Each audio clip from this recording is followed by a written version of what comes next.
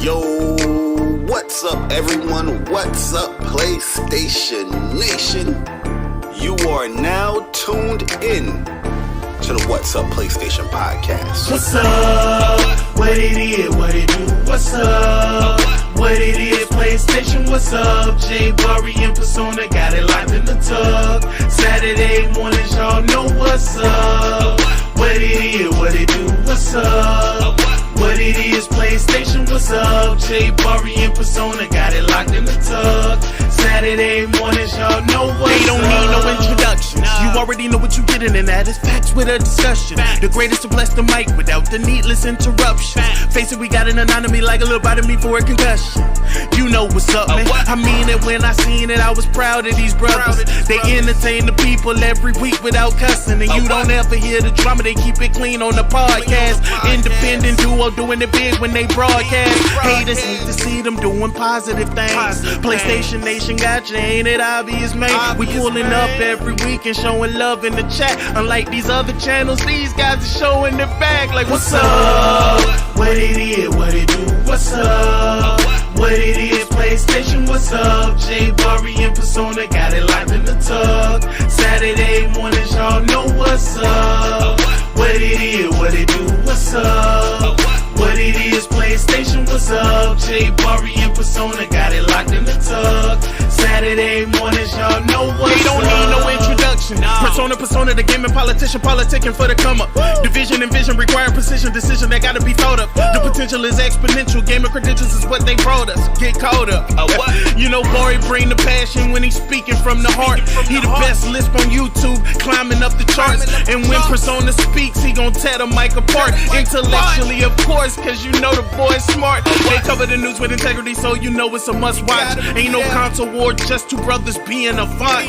What's up, PlayStation? Got the Saturdays locked. And if you ain't tuning in, you missing out. Get blocked. What's up? What it is, what it do? What's up? What it is, PlayStation, what's up? Bari and Persona got it locked in the tub. Saturday mornings, y'all know what's up. What it is, what it do? What's up? What it is, PlayStation, what's up? Bari and Persona got it locked in the tub. Saturday mornings, y'all know what's up. Yo, listen, man. I really do appreciate everyone that always comes through to rock out with me and Bari, man, on What's Up PlayStation podcast. A podcast by fans for the fans, or by the community for the community, I should say. Listen, man. For me, man, I'm gaming with Persona. If you enjoyed listening, definitely subscribe to this YouTube channel. I'm a PlayStation fan too.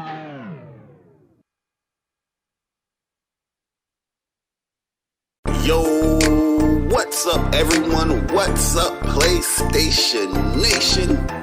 You are now tuned in to the What's Up PlayStation podcast. What's up?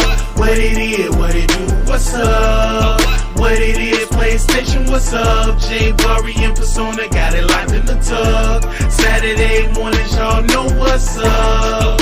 What it is, what it do? What's up? What it is, PlayStation, what's up? Bari and Persona got it locked in the tub. Saturday mornings, y'all know what's up. They don't need no introductions. You already know what you're getting, and that is facts with a discussion. The greatest to bless the mic without the needless interruptions. Face it, we got an anatomy like a little bite of me for a concussion. You know what's up, man. I mean it when I seen it, I was proud of these brothers. They entertain the people every week without cussing. And you don't ever hear the drama, they keep it clean on the podcast. Independent duo doing it big when they broadcast. Haters need to see them doing positive things. PlayStation Nation got you, ain't it obvious, man? We pulling up every week and showing love in the chat. Unlike these other channels, these guys are showing their bag like, what's up? What it is, what it do? What's up? What it is, PlayStation, what's up? Bari and Persona got it locked in the tub. Saturday mornings, y'all know what's up. What it is, what it do? What's up? What it is, PlayStation, what's up? Bari and Persona got it locked in the tub. Saturday mornings, y'all know what's up. They don't need no introduction. introduction. Persona, the gaming politician, politicking for the come up. Division and vision require precision, decision that gotta be thought of. The potential is exponential, gamer credentials is what they brought us. Get caught up. You know, Bari bring the passion when he's speaking from the heart. He the best lisp on YouTube, climbing up the charts. And when Persona speaks, he gon' tear the mic apart. Intellectually, of course, cause you know the boy's smart. They cover the news with integrity, so you know it's a must watch. Ain't no console war, just two brothers being a font.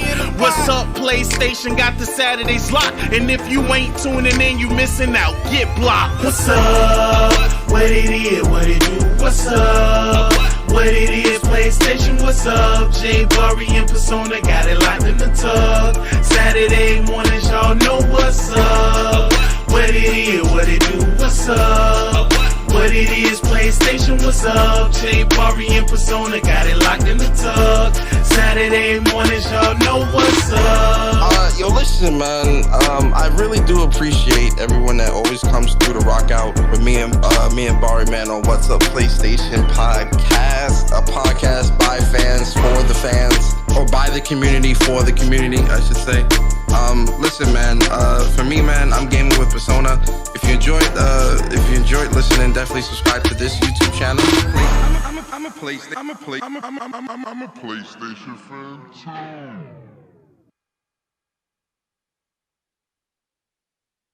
Yo, what's up, everyone? What's up, PlayStation Nation? You are now tuned in to the What's Up PlayStation Podcast. What's up? What it is? What it do? What's up? What it is? PlayStation, what's up? J Bari and Persona got it locked in the tub. Saturday mornings, y'all know what's up. What it is? What it do? What's up? What it is? PlayStation, what's up? J Bari and Persona got it locked in the tub.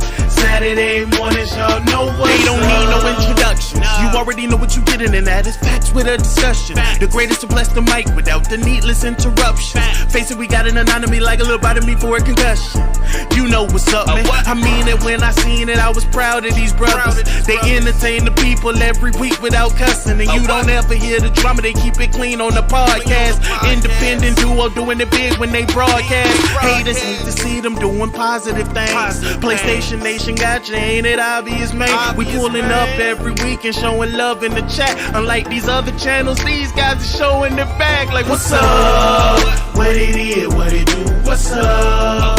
What it is? PlayStation, what's up? J Bari and Persona got it locked in the tub. Saturday mornings, y'all know what's up. What it is? What it do? What's up? What it is? PlayStation, what's up? J Bari and Persona got it locked in the tub. Saturday mornings, y'all know what's up. They don't need no introduction. Persona, the gaming politician, politicking for the come up. Division and vision require precision, decision that gotta be thought of. The potential is exponential, gamer credentials is what they brought us. Get caught up. You know, Bari bring the passion when he's speaking from the heart. He the best lisp on YouTube, climbing up the charts. And when Persona speaks, he gon' tear the mic apart. Intellectually, of course, cause you know the boy's smart. They cover the news with integrity, so you know it's a must watch. Ain't no console war, just two brothers being a font. What's up, PlayStation got the Saturdays locked. And if you ain't tuning in, you missing out. Get blocked. What's up? What it is? What it do? What's up? What it is? PlayStation, what's up? J Bari and Persona got it locked in the tub. Saturday mornings, y'all know what's up. What it is? What it do? What's up? What it is? PlayStation, what's up? J Bari and Persona got it locked in the tub. Saturday mornings, y'all know what's up. Yo, listen, man. I really do appreciate everyone that always comes through to rock out with me and Bari, man, on What's Up PlayStation Podcast, a podcast by fans for the fans, or by the community for the community, I should say. Listen, man. For me, man, I'm gaming with Persona. If you enjoyed listening, definitely subscribe to this YouTube channel. I'm a PlayStation fan too.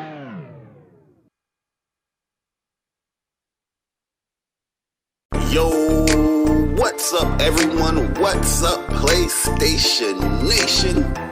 You are now tuned in to the What's Up PlayStation Podcast. What's up? What it is? What it do? What's up? What it is? PlayStation, what's up? J Bari and Persona got it locked in the tug. Saturday mornings, y'all know what's up. What it is, what it do, what's up? What it is, PlayStation, what's up? J Bari and Persona got it locked in the tug. Saturday mornings, y'all know what's up. They don't need no introduction. You already know what you getting, and that is facts with a discussion. The greatest to bless the mic without the needless interruption. Face it, we got an anatomy like a little bite of me for a concussion.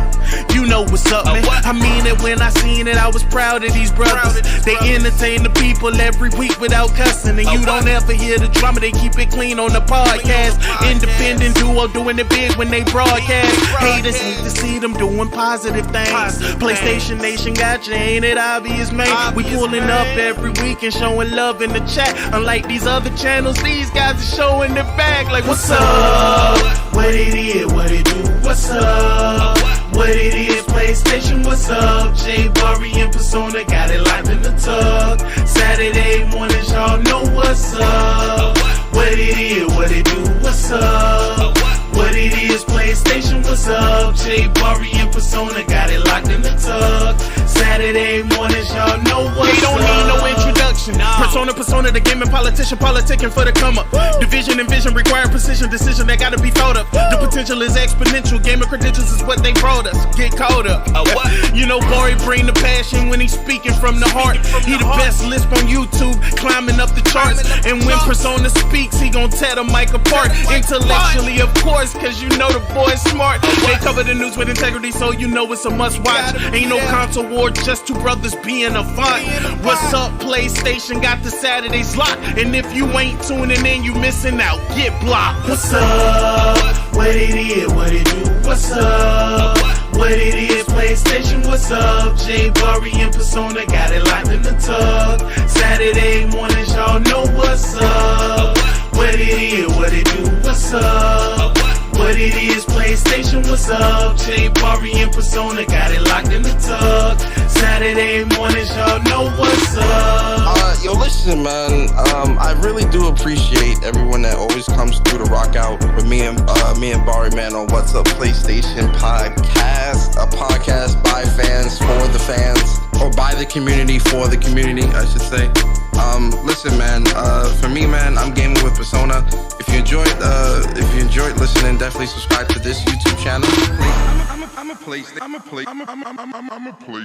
fan too.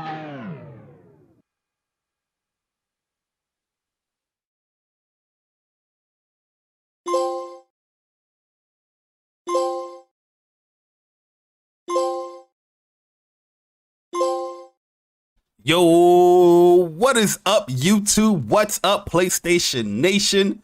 Welcome to another episode of the What's Up PlayStation Podcast, episode 104 to be exact.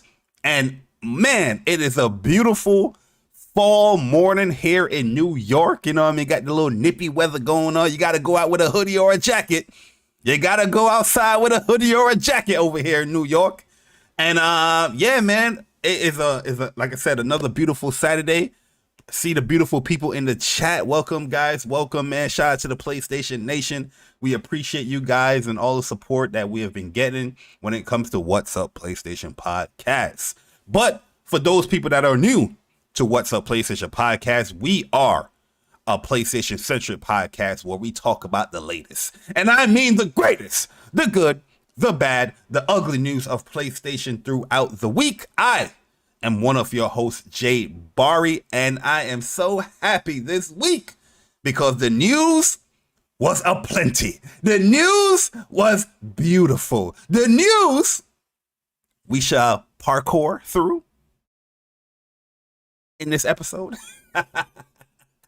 Well, like I said, guys, I am one of the hosts of What's Up PlayStation Podcast. What's Up PlayStation Podcast is a two-man team. Two hosts out here. No co-hosts. It's two hosts. That's how we do it. Two hosts to quit. No, I was going to say too legit to quit, but it don't rhyme. But you know what?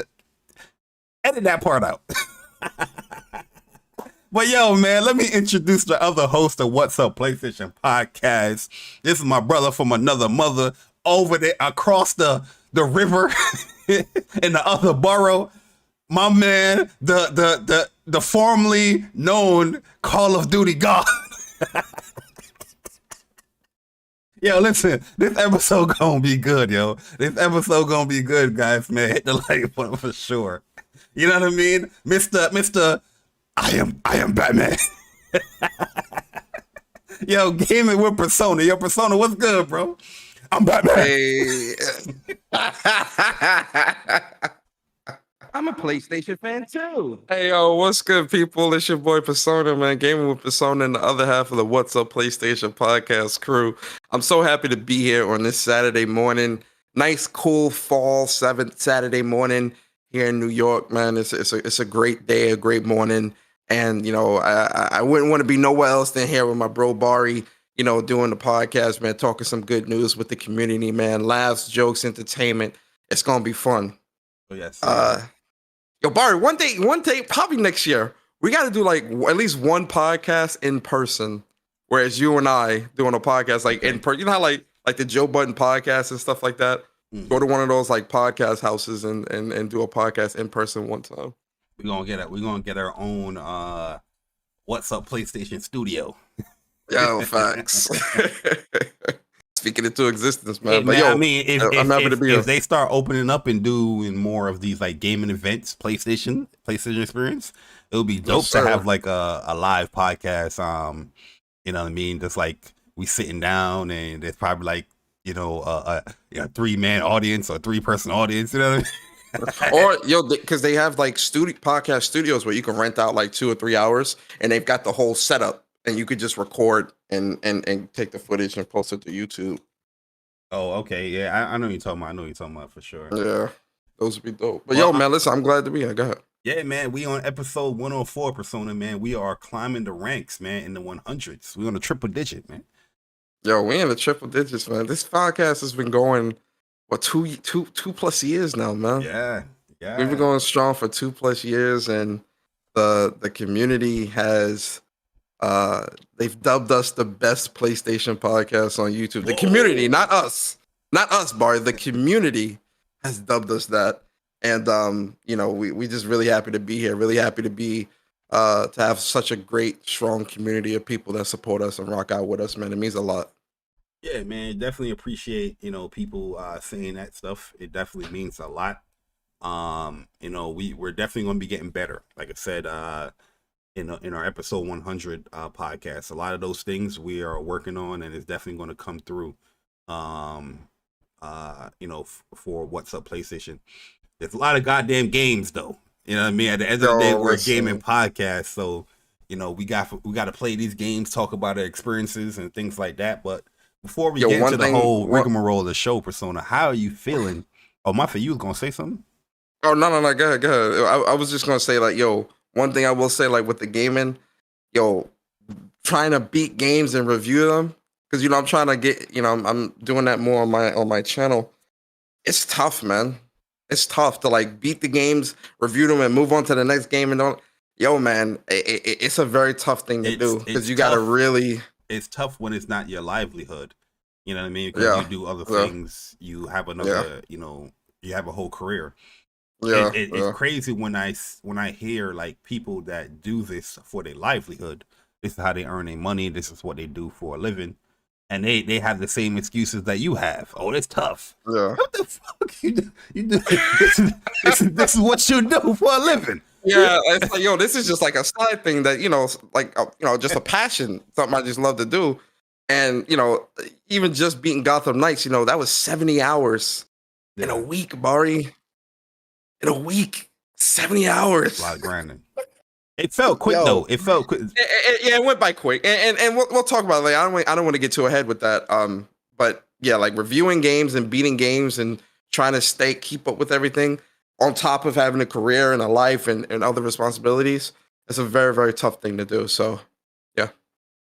But in terms of your question, man, how I'm feeling, my week, the week's been good, man. It's you know, a lot of work, you know, with you know, real life stuff, a lot of things going on there, and you know, then trying to keep up with the games. Like I said, man, like, you know, it's one behind another. It was Asterigos, and straight from Asterigos into Gotham Knights, and I'm going straight from Gotham Knights into Star Ocean 6 and Bayo 3. Like, it's a lot of that stuff, man. But it was a solid good week this week, man. It was cool. What about yourself?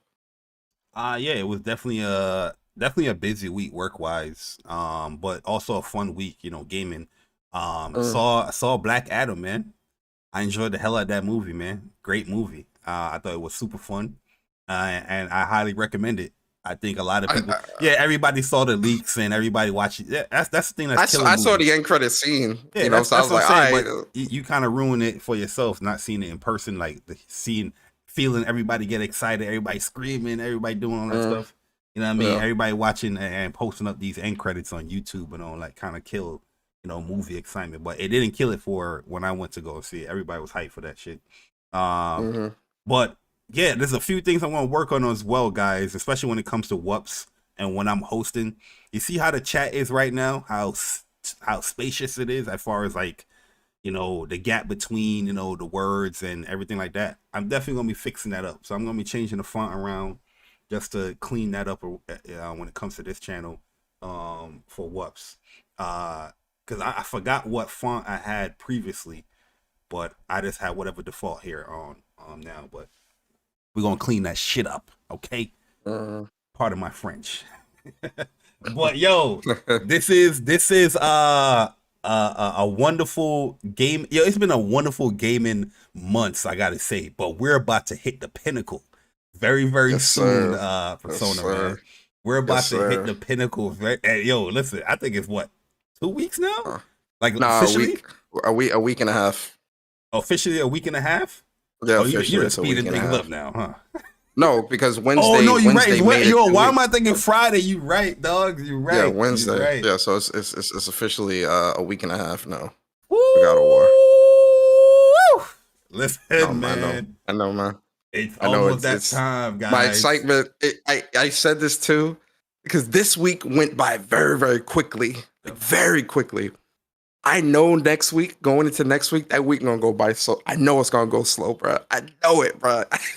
Absolutely. That's why, like, I'm gonna try to like keep myself mega busy every day so that the days go by quicker. Because the more busy you are, the quicker your day goes by. So I'm definitely doing that. If you think about it, though, it's gonna go slow. But yo, I see you guys in the chat. That's all I've been thinking about, man. Yeah, that's what I'm saying. Like, you got to keep it. You got to keep it busy as far as gaming weekend. Gaming wise and just like personal life wise. Don't think about God of War. 'Cause it's gonna slow it down. But brother, that's like thinking, don't think about breathing. Like, I can't do it. Hey, listen, some people don't think about breathing. That's something natural. And you know what I mean? Just, fair enough. It's natural. Before we get into the shout outs, I wanna show everybody something real quick. That's an update as far as YouTube. Then we get into the member shout outs because we see them platty waddies next to those names. Yeah, that's all I was gonna say, man. We gotta shout the members, but go ahead. Yeah. So guys, I want to show you something real quick. When it comes to the What's Up PlayStation channel or just YouTube in general, so you don't get confused as far as like where's the content and what's going on. So YouTube have an update going on for the browser, for the mobile phones and everything, where it separates videos and live. So here is the basic What's Up PlayStation page, and then videos is for things that it's just natural, natural videos, like videos that you just upload. You didn't go live. It's not a live stream. So they separate that now, where you have regular uploaded videos, and then you have actual live videos in a different section. So they separated the two. Here you have the playlist, you have the community stuff here, the membership, and then also we added here the store. So if anybody want to have like a quick access to What's Up PlayStation merch, here we have a store tab on the page, and you can see all the colors and all the stuff that we have within the store. And then from there, you just click on this link here, and it just takes you directly right to that. Say you want this black crew neck sweatshirt, it would take you right to there, and so you can just buy it and all that stuff. So just something new additions that we have to the page and whatnot. I was gonna say, man, it's fall time, guys. Fall and winter, man. It's hoodie season. So you're definitely gonna want to get that Bari versus Persona hoodie. You know what I mean? You definitely gonna want to get that. But yeah, man, I think those are some great additions from YouTube with the store actually having like a store tab and all that. on the page. I think that's pretty dope. Yeah, man. It's pretty cool that they allow you to add it on there, because some people, let's say they magically like forget the name of the website, but they want to purchase any merch or whatnot. You just have that store tab, click on it, boom, good to go. Yeah.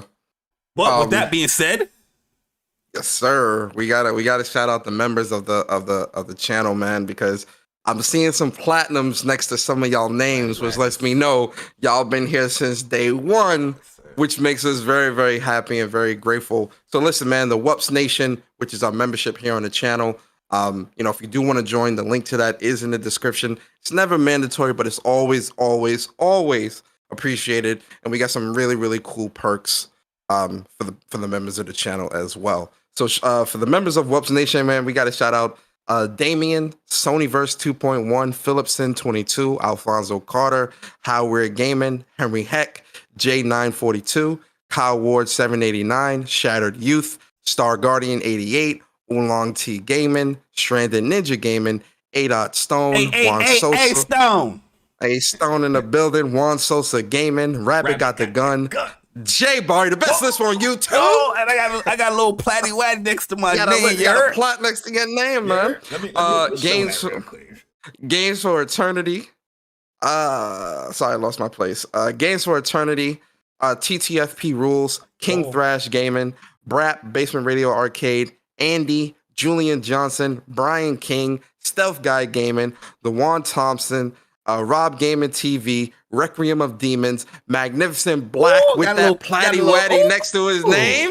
That thing looking shiny, boy. Ooh. It's me, baby 80, D2 Des, Light Gamer, DC Gaming, Ice Queen Gaming, John Donuts, Tarana Duffy, Tactical Gamer, Alfonso Carter, AC, Steady Flow, Stir Crazy, Stardust Acero, Gian Adon, J Gamer UK, Cyber Dragon, Unicron, Fresh 2180, Strictly Gaming, Viper Reefs Corner, J Wright, Blue Mustang 357 with that platty waddy next to his name.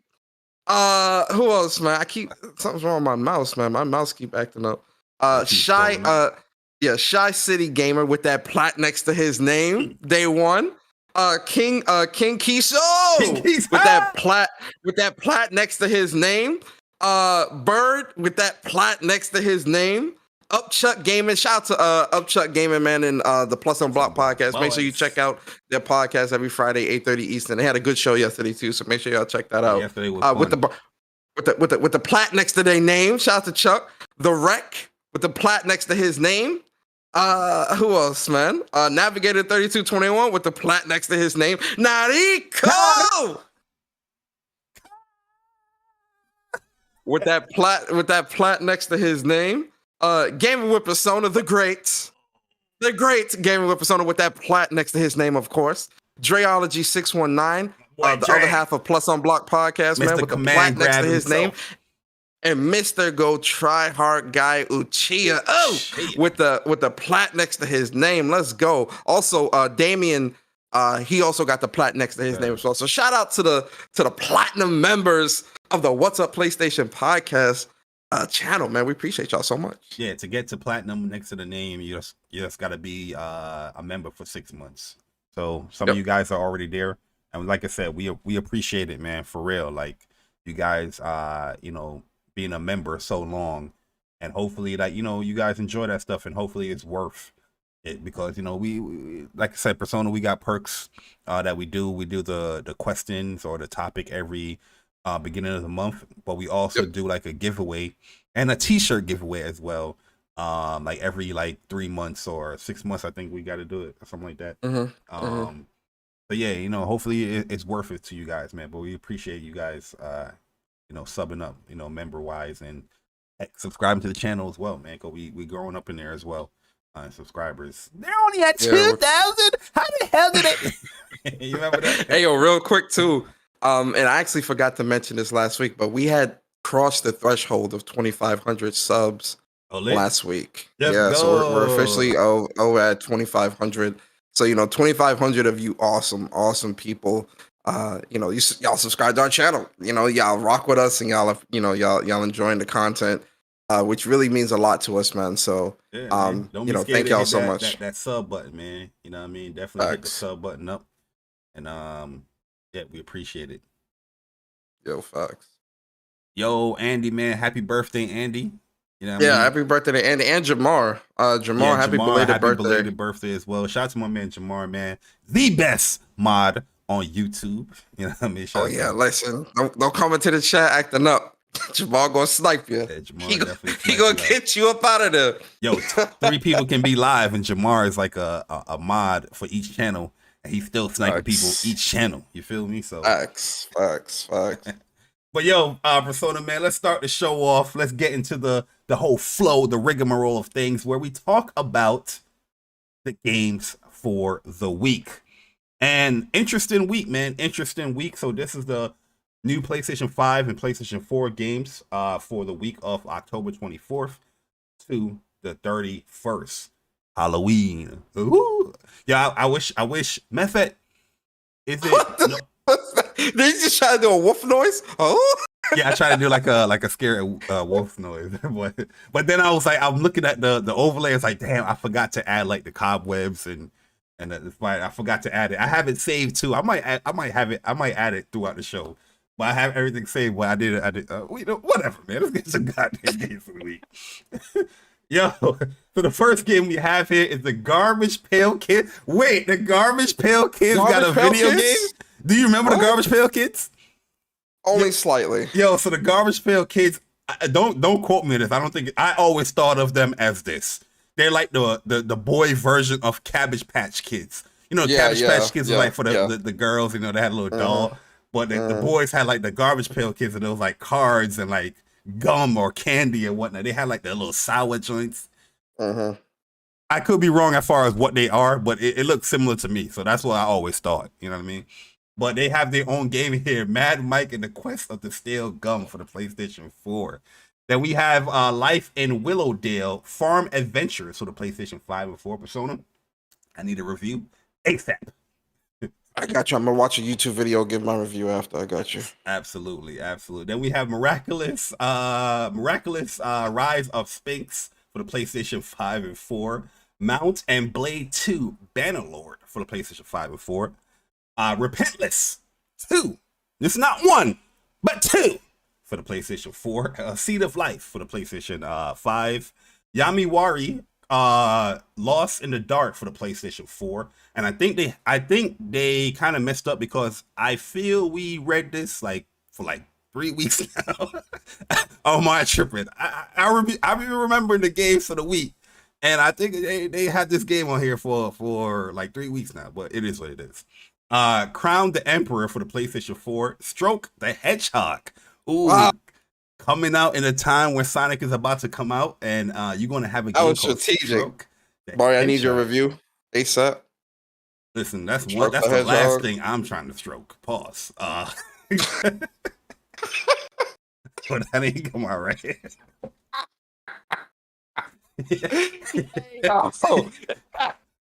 Edit that out. Video producer. Video producer, edit that out, please. Then we have Temple of Horror for the PlayStation 4. The Arcade Archives is back with Ordyne for the PlayStation 4. Then we have Arkanoid. Arkanoid for Eternal Blade for the PlayStation 5 and 4. Eternal Battle, not Blade. Oh, why I said Blade? Where's the Blade? Oh, anyway, Eternal Battle for the PlayStation 5 and 4. Then we have Asterix and Obelix, which they listed this game again, which wasn't it a different Asterix and Obelix? No, it's the same one. The Ran for Hibernia is the same one, but every time I see it listed here, I look for it because I actually want to buy this game. You know what I mean? So I look for it, but it's not there, and it's not there again this week. So I think it's like a mistake that they're doing. And maybe it's coming out next week or soon. Then we have Brewmaster Beer Brewing Simulator. Damn, so they got a beer simulator for the PlayStation 5 and 4. Nah, but it depends though, because I don't know if you ever played this game. So there was this game back during like the old school days on the computer. I don't know if you ever remember those Shockwave Shockwave.com player games. Remember those games? Mm-mm. You never. All right, so it was this computer game where it was like this beer brewer game where you had to brew the beers and slide them down the thing as people were coming in, and like it would be like 5 different lanes. You had to go to each lane and make a beer and slide it down. And root beer tappers. Thank you, J Gamer UK. That was look it up. Root beer tapper. I used to play the hell out of that game when I was a kid on the computer. It was a great game. It was one of those shockwave player games. But go ahead, my fault. Really, I never. Yeah, that's what this brew. Like when I think of like a beer simulator, I think of like that root beer tapper game from back in the day with the Shockwave games. I used to play that. It was really that one. Lenny Lost Jack in Space. All those games. I'm sorry, my fault. Go ahead, man. Go ahead. Nah, you good. I never played it, so you know what I mean. It's interesting. Like the games I used to play like on the browser were like the Cartoon Network games. You know what I mean? You remember those? Oh, days? I used to love the cow and chicken Cartoon like Network they game. had That like a one whole and bunch of their games on there. That's the ones I used to play, but I don't remember those. Like as far as like browser games, I didn't play that much like that. yeah, I used to play the hell out Then of we those have games. Qubit Parking for the PlayStation 4, Mini Golf Adventures for the PlayStation 5, Rule Number 1 for the PlayStation 5 and 4, Saturnalia for the PlayStation 5 and 4, Signalist for the PlayStation 4, Star Oceans, The Divine Force for the PlayStation 5 and 4. I think we're gonna talk about that. Austerity Experience for the PlayStation 4, American Wild Hunting for the PlayStation 4, Biolab Wars for the PlayStation 4, Bones of Halloween. Persona is going to have a review up for WUPS on Halloween Day for this game. Don't lie to the people. You said that you want to do more reviews, right? I mean, yeah, but reviews of games I like. You don't want to play Bones of Halloween, man? Come on, man. Hell no.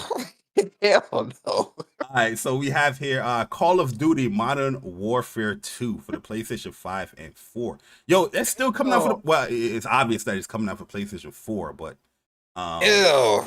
Yo, we gonna What's touch that smell, Bari? It stinks. Listen, don't rev me up. Don't rev me. Yo, we gonna touch on this. We're gonna touch on this game briefly before we get into the news.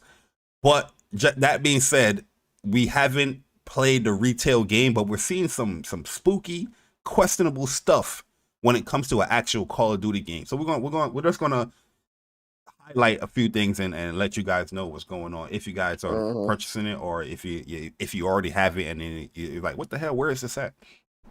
Then we have Charon's Chaircase, or Karen's. How you want to pronounce it? Is that Cha or Cat? Sharon's. Charon's? Yeah, Sharon's. Yeah, Sharon's. Well, I can't say Karen's. Because it's a CH, not a CA. Yeah, the CH, Ka. Like, no. Ka Abra. would be sha. CA is ka. CH is sha. I'm sure there's some people that would say cat here, Karen's. No. No. I'm not saying is a that's sh how. is a I'm not sh saying sound, that. not a ka. I'm not saying CA that's how I would. is I'm not saying that I would say it, but I'm pretty sure somebody would say it.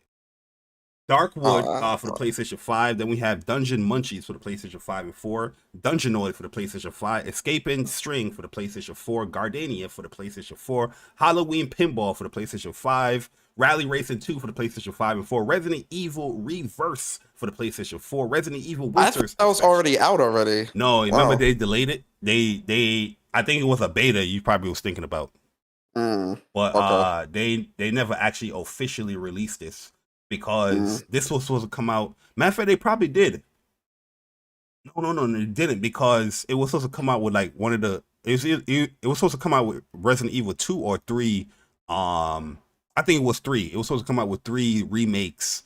Game, but they delayed it. It wasn't because the beta was running horribly.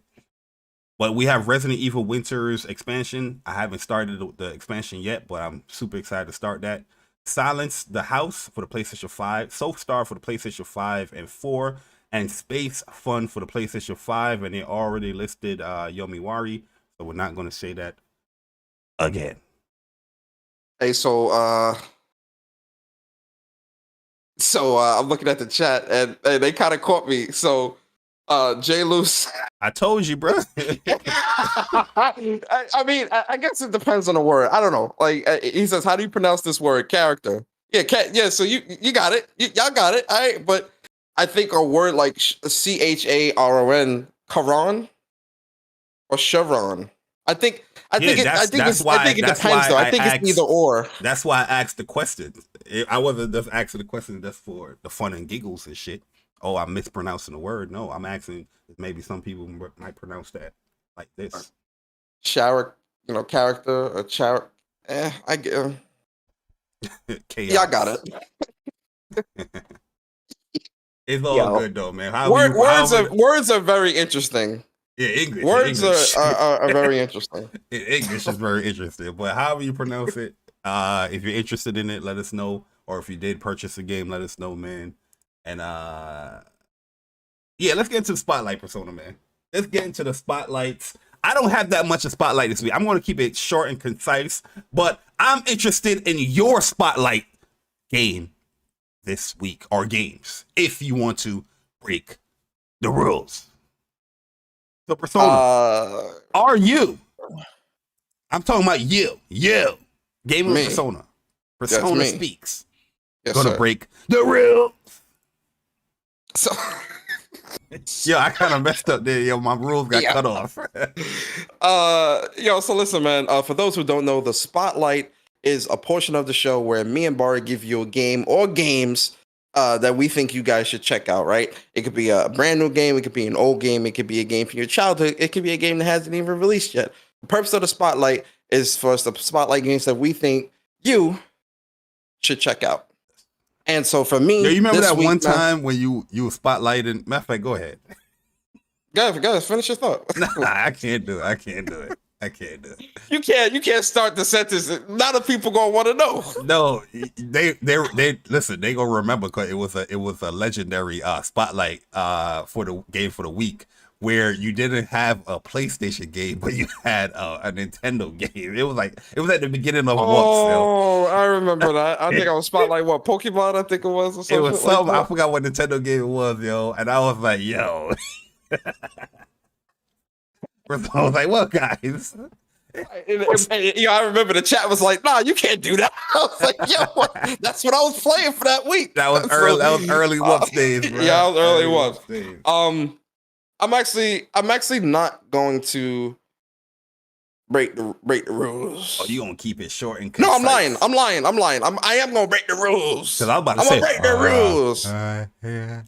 So, my first spotlight. Listen, if you've been following the show, y'all know this game is gonna be spotlight probably through the rest. Not probably, it will be my spotlight until release and even after. So pretty much all of the month of November, this will be in the spotlight as well. But God of War Ragnarok. Hey yo, we got that God of War Ragnarok combat trailer this week. Or combat video with a and we're gonna talk about it in our news. But I've watched that combat video. I'm not even kidding, Bari. I mean this. I'm gonna say this number, and you're gonna be like, Persona, you're lying. And I promise you, Bari, I'm not lying. I'm probably up there with you. Let me see. I've watched this combat video at least 40 plus times already. Damn, yeah, I'm not kidding. You went in. I'm not kidding. I'm not kidding. I mean, I'm double digits, but not that high. I was looking at every single thing, just rewatching it. Bro, y'all don't understand, man. I'm extremely excited for God of War Ragnarok, man. Like I really am like hyped for this game. So yeah, the combat trailer came out this week. A lot of dope things happening in there.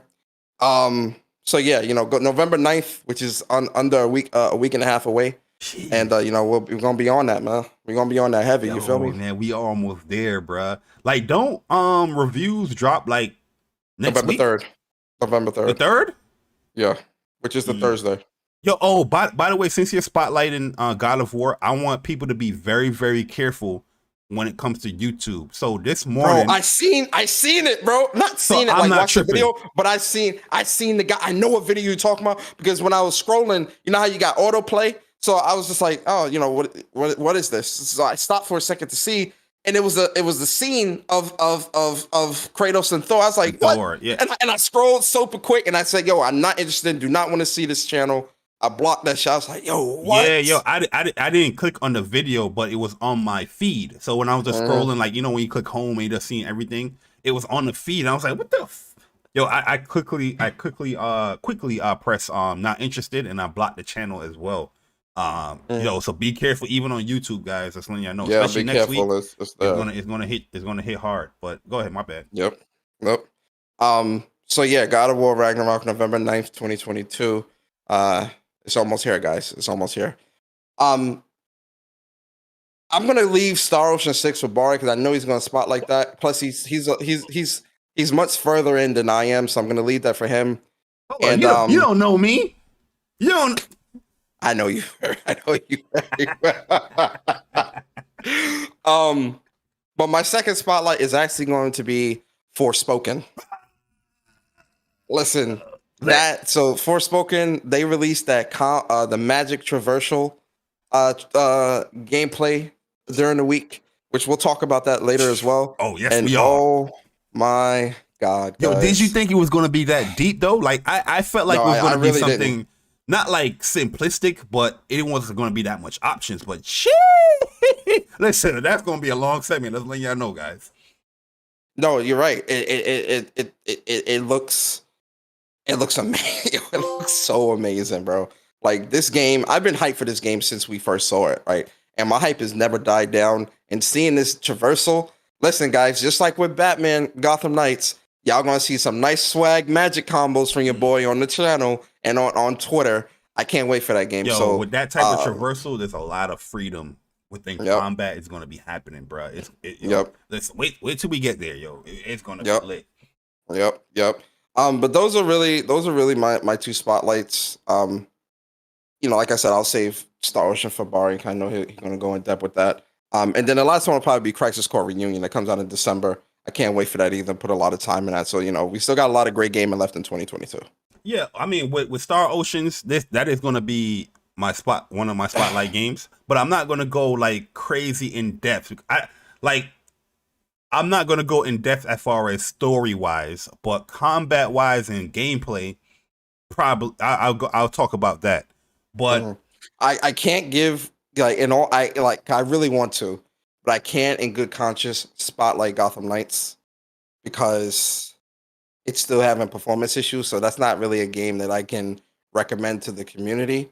But I will say, you know, I did get the platinum in Gotham Knights. I did enjoy my time with it. Yeah, despite the issues, it is a great game. Like really and truly, it's a very fun game.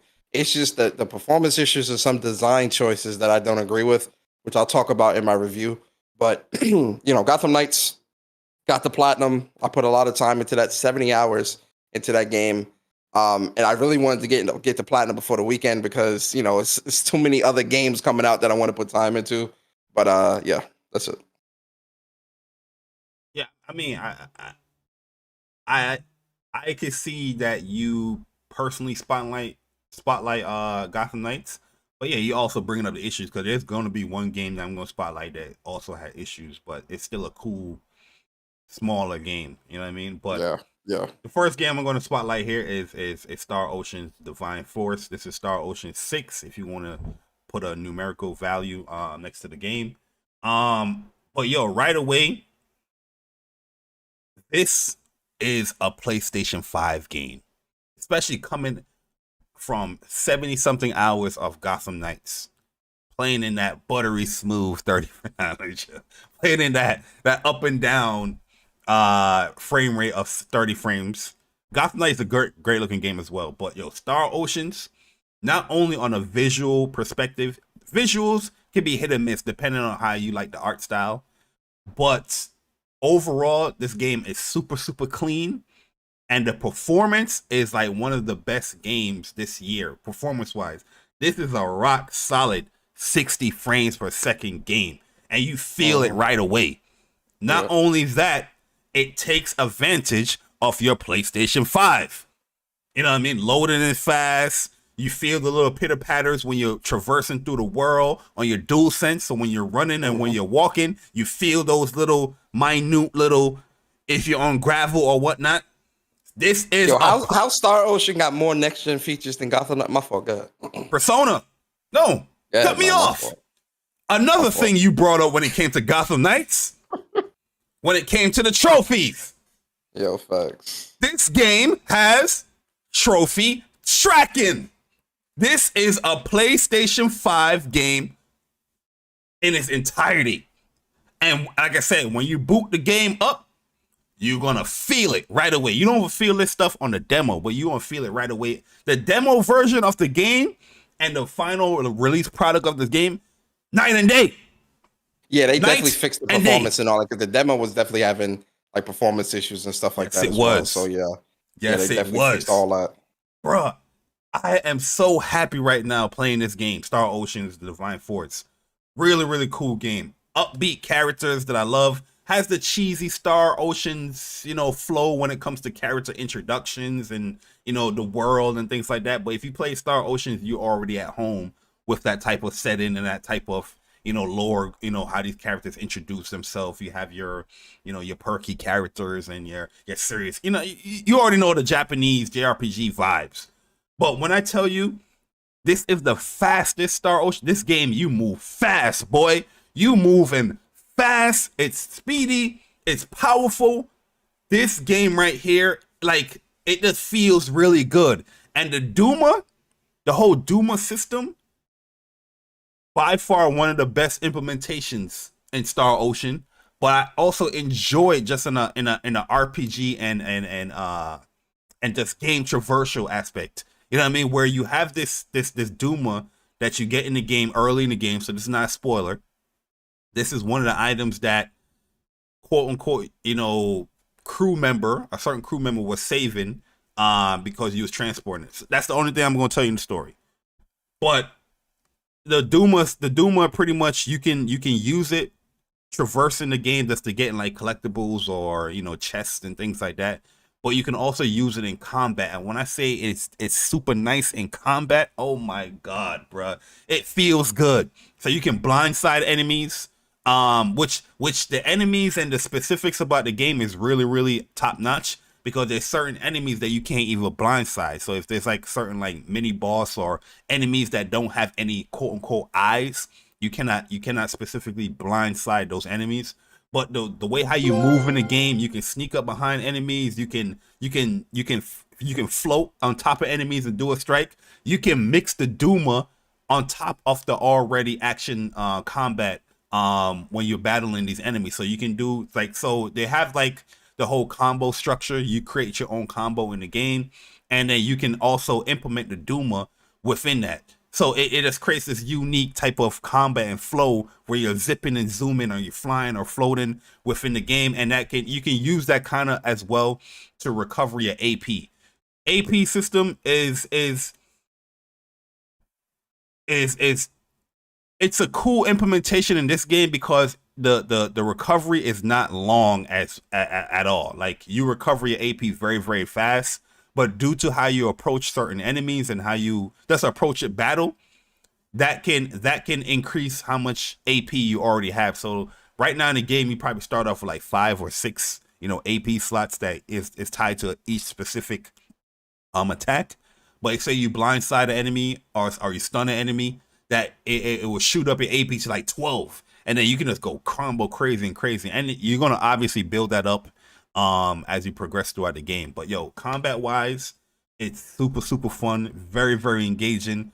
I'm having So you won't always start a battle with like 5 AP. No. As you get further in the game, it'll automatically start you with like 5 or 6 or 8 or something like that. Yeah, you're definitely going to get more, and also there's certain criteria to meet to get more. So say you blindside an enemy, you automatically going to get boosted AP for like a short period of time until you blindside one again. So you can go into like but is battles. there like a passive like, I don't know, armor piece ability or something like that that's going to allow me to have like higher AP? Yeah, that's why I'm saying that you're going to have it, because there's passive abilities, there's like aggressive abilities in this game that you can equip. And I already see how the passive abilities and all that stuff are, where you can increase your defense or get more attacks in there. You're going to see that stuff throughout the game for sure. But they already say you don't equip any of that. They already have a system in place where you can get more AP to do more stuff if you do like blindsided or blinded attacks on enemies and stuff like that. And I'm pretty sure there's gonna be more as you progress. But overall, I'm loving the game. I think the game is super dope. I actually started over from my demo to the retail game. And I'm glad I did that because now I just have a better understanding, a better flow of everything when it comes to the game. What did you choose? Did you choose Leticia or Raymond? I like Raymond. Raymond is fun. I went with Leticia. Like I started with Raymond in the demo, but then when I started over in the full game, I was like, you know what? I'll start with Leticia. Yeah, because it doesn't matter. It doesn't. Yeah, I love her playstyle. Like those dual wields. Like she's very quick.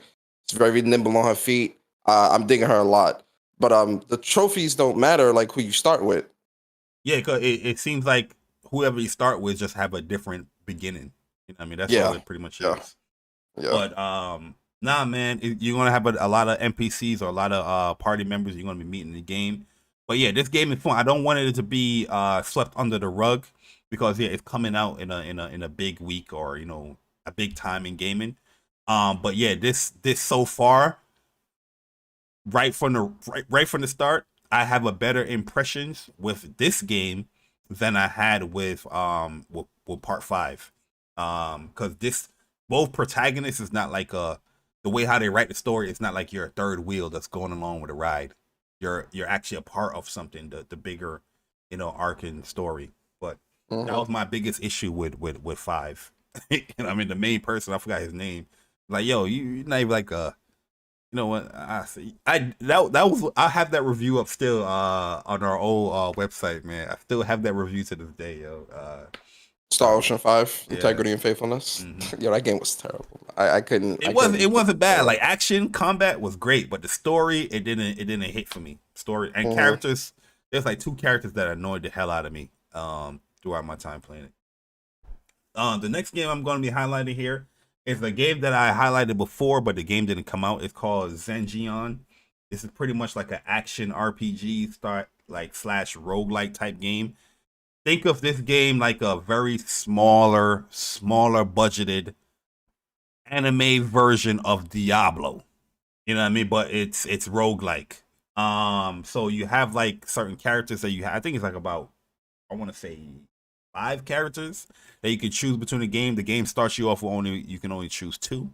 And each face button has a different attack similar to like Diablo. So you have like your fast recovery attack is X. Then you have your get off me, widespread attack, which is square. You have your super like, big, super attack, which is triangle, and then your evasive, move, which is circle. And you're pretty much going through like different levels of the game. And if you die, obviously it switches up enemies, but they throw a lot of enemies at you. The biggest issue for the game right now, to be honest with you, it is you can feel it's very low budgeted, and the performance, you feel that as well. The performance is not great with this game, especially when you go into like different areas, but it's fun because it's a co-op game, so you can play with 4 other players in the game. You can play single player as well, but you can play with 4 other players, and each character so far, like the 2 that you can choose between, feels very unique. But it's definitely going to take some time to like learn the game. But I thought it was cool. It was like probably like $15 or like $12. I think it was like a sale in the store. It came out, I think, last week. What game you talking about? Zengion. It's like a Chinese.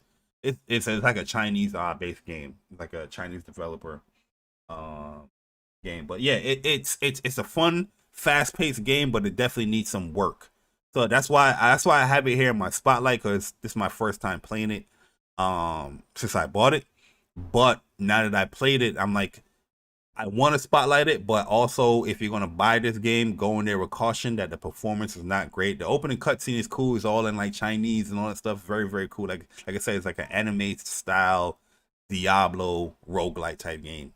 But yeah, I want to unlock the other characters and all that stuff before I really go in and give like a proper like review for the game.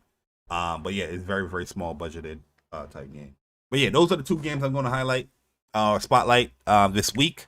Next week, different story. Next week we in November. You know what I mean? So I might be tagging along Persona. We might have to be doing like a tag team here. You know what I mean? Where we, high five each other for that.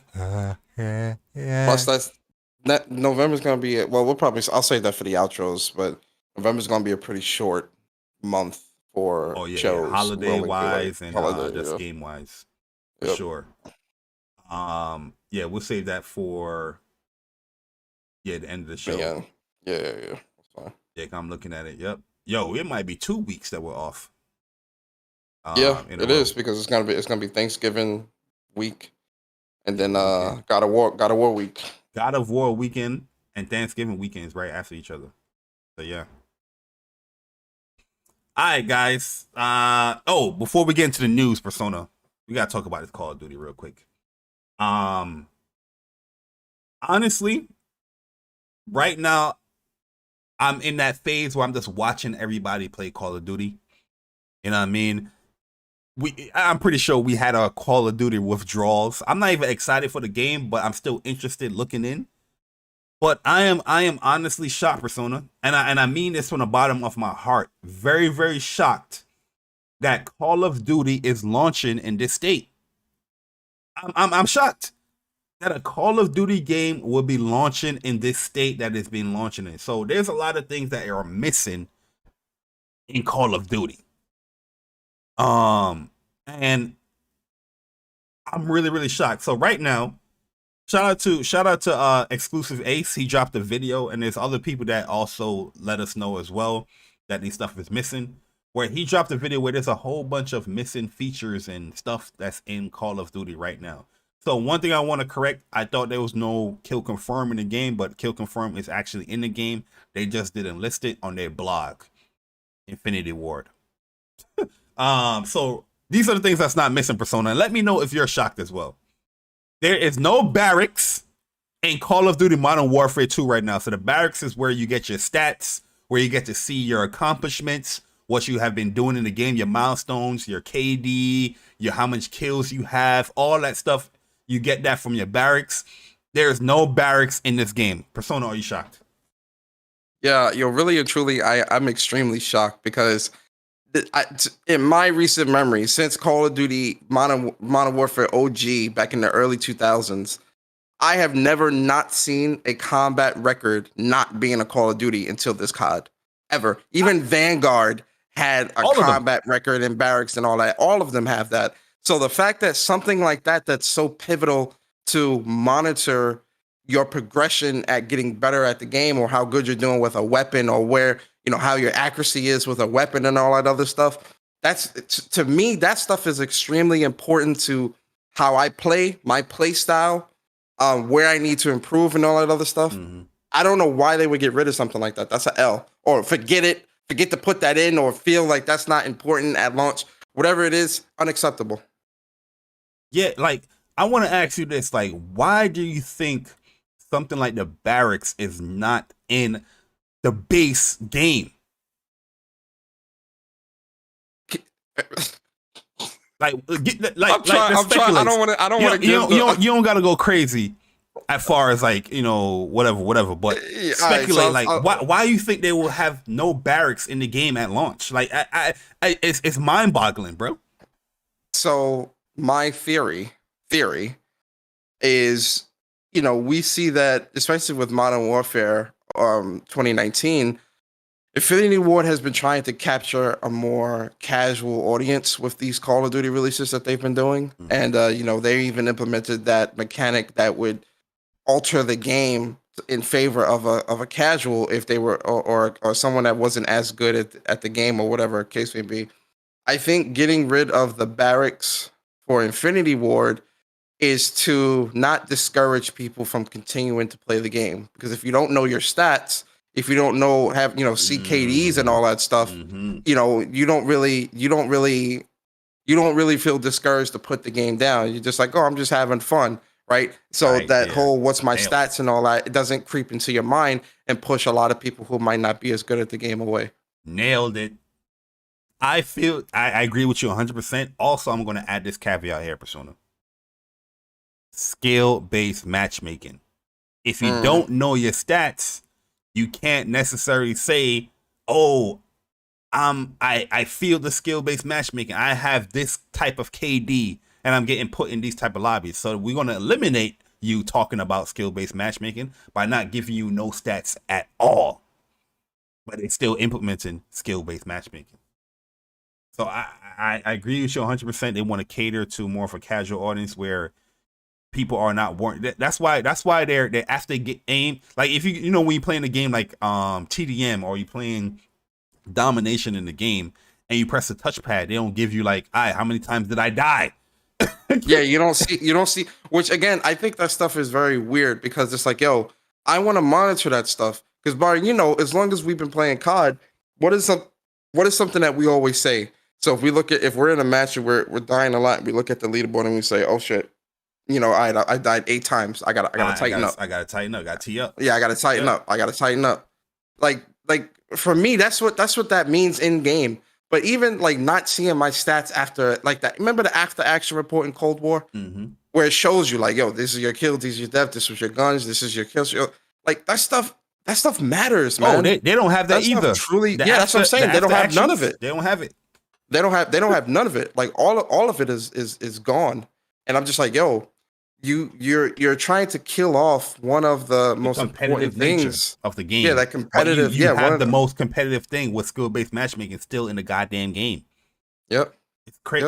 Yep. You know, it's another thing they don't have, which doesn't make sense because how do you have skill-based matchmaking but nobody can monitor their skills? Yeah, because they are sick and tired of big people with influence talking about it, and that's one of the main things they use to talk about it. Hey, look at my KD. Here's my stats. These are the type of lobbies and players that I'm playing with. If you eliminate that, the only thing they can do is assume it's SBN BMM in the game. But here's another thing that they don't have in the game. No actual leader boards. Once again, I mean, this was something, I don't want to say that this is exclusive to Modern Warfare because we started to see even lobby leaderboards go away. Remember how you would come into a lobby and like you would be able to look at the leaderboards of everyone in that lobby to see where they're at? Yeah. They started kind of doing away of that since once we got into the PlayStation 4 generation. So I think that's something that all of these developer makers of COD have been trying to push, move away from. No leaderboards, like overall leaderboards. You can't even compare yourself with your friends. That's what I'm saying. So I think actually having actual leaderboards, that stuff matters, man. Like that stuff is you want to see that stuff because you want to see how you compare to other gamers in the community or other of your friends or whatever. Like I like to see that stuff. Yo, it's another thing they don't have. So I've been watching like people like Swag play, Dr. Disrespect play and all that stuff, and they don't have camo notification. So if you get like a gold camo or if you get like a certain camo in match, they don't have an actual notification that you got the camo. You just got to keep tracking your head. Like, how does a AAA game in this caliber not launch with these things? It's the weirdest thing in the world. I don't understand it. I don't understand it at all. And shout out to my man Strictly. Right, because Strictly he's excited for Call of Duty, but I saw him post this morning, and I gotta put this up here. I gotta put this up there because this is real talk here. Strictly said played Modern Warfare 2 for a good bit yesterday and this morning. Going to put this game down until it's fixed, and I might revisit.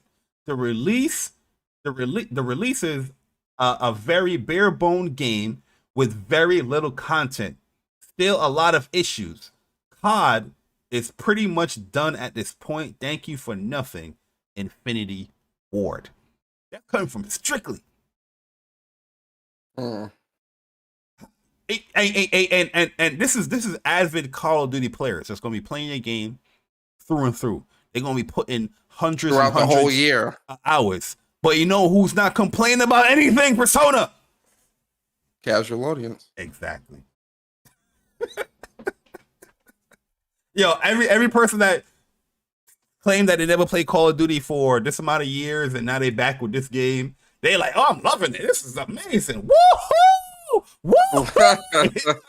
So everybody that have been playing COD for years is just like, yo, what the hell is going on here? How the hell you do this? Weird vibes are going on, man. Weird vibes. And listen, we can definitely assume certain things, but we'll save that for our individual. We'll definitely say we can't talk about that here. But I think, again, I think it's really sad that Call of Duty, the decline for me personally, it just keeps it keeps going down. You know, Cold War was the last exception. Vanguard was terrible for me personally, and Modern Warfare 2 is no different. I would even argue it's worse for me personally, because it's missing so much. You know, and I think it's one of those things where the developers are like, we're not making this for you anymore. We're making it for the majority, which is the casual. That's, that is what they're chasing. They're chasing that casual dollar. So this is what happens. Yeah, like some of these things but that I also I'm think seeing that is missing. It's like, yo, Call of Duty is not known for that. Call of Duty, you have a complete package every single year. You know what I mean? But all these three pivotal things, in my opinion, I think this is very pivotal.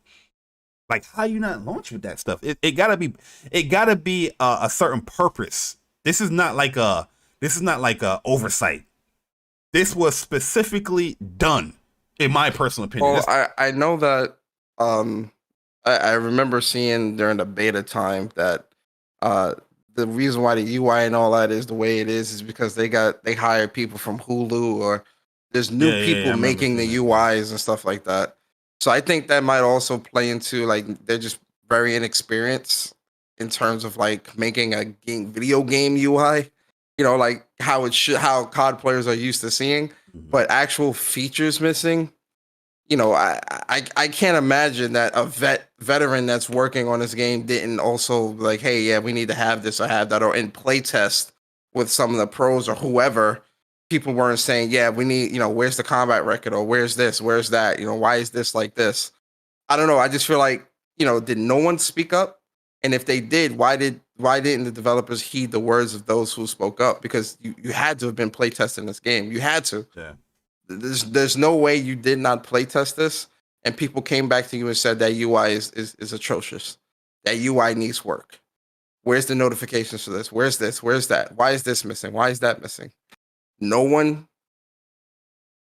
Something is up. Something is up, man. I'm pretty sure a month or two down the line they probably add this stuff in, but it's just weird that this is not in the game, or a Call of Duty game that typically have this stuff in every goddamn Call of Duty game. Like what is going on, man?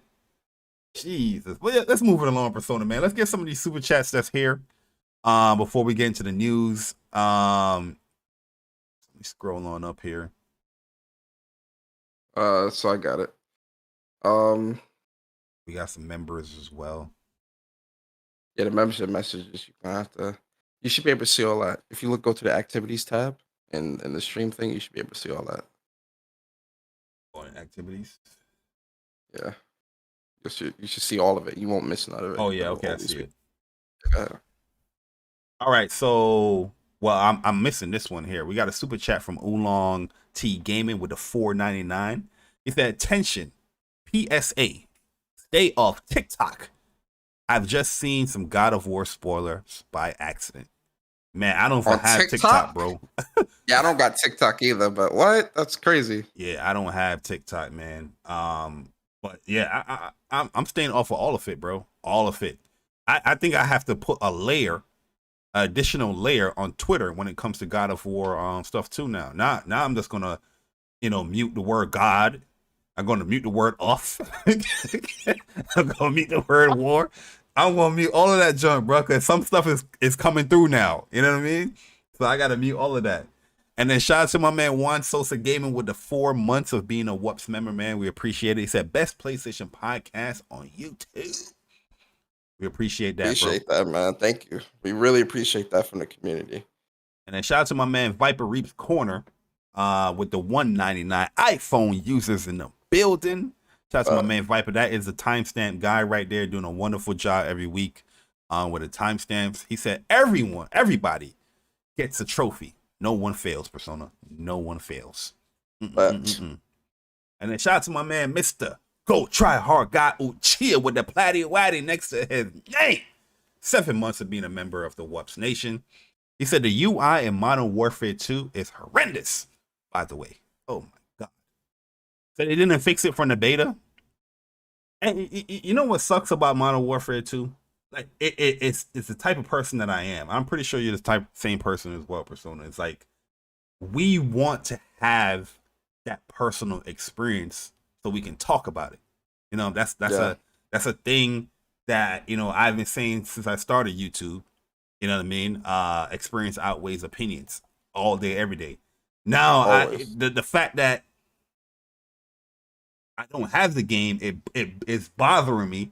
And I know the game, I know I'm not going to have a good experience with the game. Just seeing all the stuff that's not there, I know I'm not going to have a good experience with the game. But I still want to talk about it. You know, let me shut up, man. You know what it is? No, I agree. And I could expound upon that a little bit from my perspective. I'm a Call of Duty head, man. I love Call of Duty. You know, it is a franchise that I truly do love. And, you know, I enjoy playing year in, year out. Every single year I've bought COD and played the hell out of it. Every year. This is the first year that I'm truly, like, I didn't buy the game. You know, I'm watching other people's experience. I can't really speak to it how I want to because I have no experience with the full release of the game. Exactly. Everything that I'm talking about, you know, everything that I would say comes from my beta experience and not the full game. And it sucks because, you know, I'm watching other people play and, you know, they kind of suck. and you know, I want to play I do want to play myself and see, like, you know, what really is different from the beta to full release. But I refuse, man. I refuse. I'm going to see in, like, I want to wait until like 2 to 3 months time. And I know that's going to be bad because in 2 to 3 months time, look what's coming out. You know what I mean? Mm-hmm. But I'm definitely going to wait until all of the, like, the COD points and the microtransactions and the master crafts, all those stuff coming and being implemented in the game.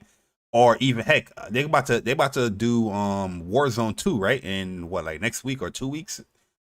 When that stuff be implemented, you're gonna really see, like, if they really care about core multiplayer and whatnot. We're gonna see. I'm probably gonna wait till season 1 to look and see what updates come, and because that's probably where they'll push a lot of big updates as well. And that's another thing too. Thank you for saying that, bro.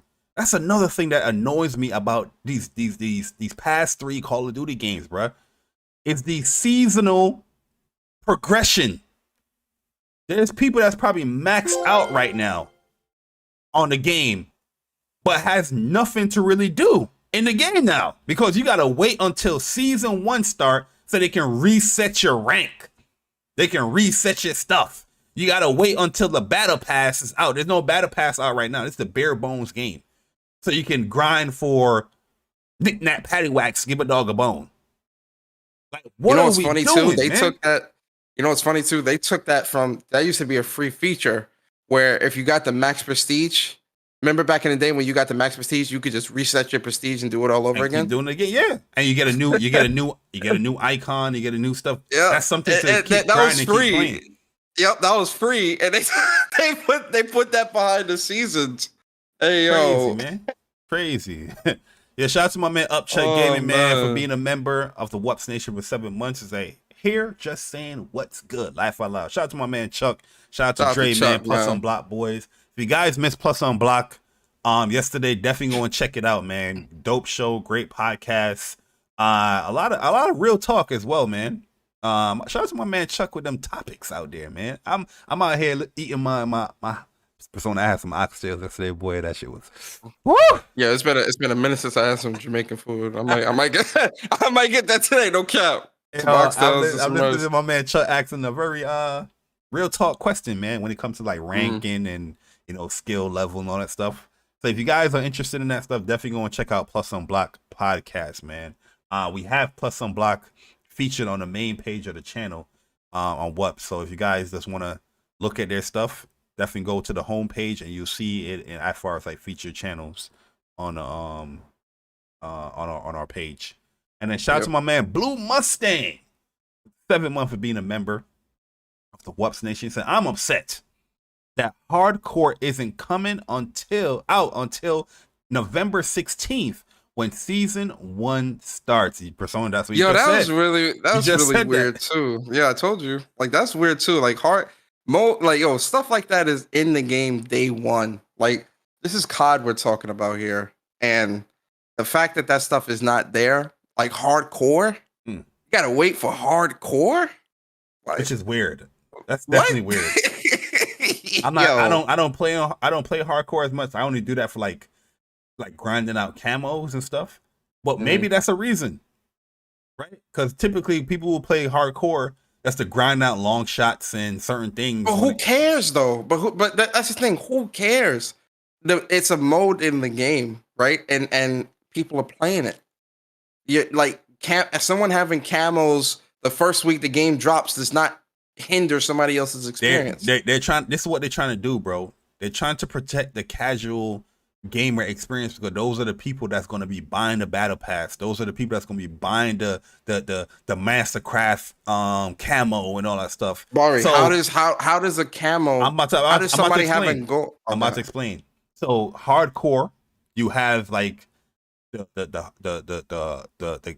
competitive pro type players, the high KD type players that's trying to grind out these camos early in the game, going into Hardcore, ruining somebody that's probably more of a casual player that likes Hardcore, but they're more slow and methodical, where this person that is pretty much got like a 3-point KD or like a really, really good player is ruining my experience because he's grinding out camos in a mode that they typically won't play. But the only reason why they're playing it is so they can grind out the camo. So if we eliminate not having that mode right there in the beginning, obviously the person that played Hardcore is going to be missing out, but that person also will already have the gold camo or the camos already. They already have those camos unlocked. So when the Hardcore do come and the person that wants to play Hardcore, that player that's better or good, they're not going to use that mode because they already got the camos that they already wanted. I know that's a long explanation, but that's the only reason why I could see that they don't have like a mode like Hardcore in there, because they want to protect. That's the word that they use all the time. Protect. They want to protect the less skilled player. They want to protect the newer player. And this is one of the things they're going to use to protect the player as well. I know it sounds crazy. It might sound off, but I feel like that's the reason why they did it.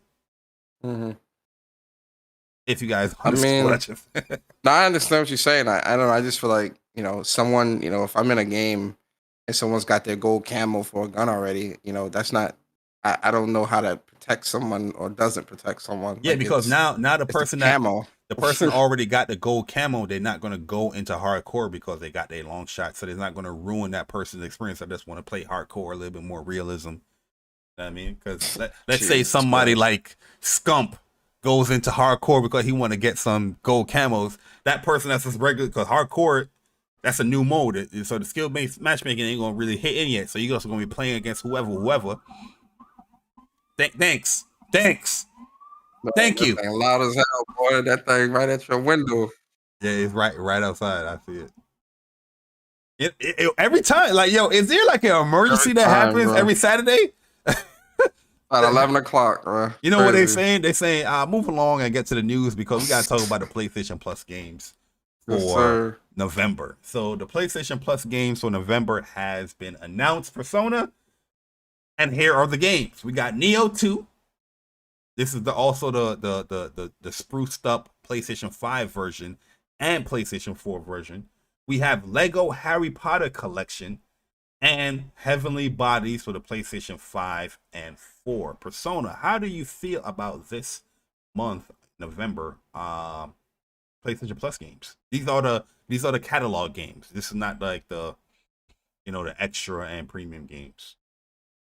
Yeah, I think this is a pretty. I was saying this earlier this week. I think this is a pretty decent month going into November. Neo 2, I don't own that game. I don't have it. I played a bit of Neo 1, but I never finished it.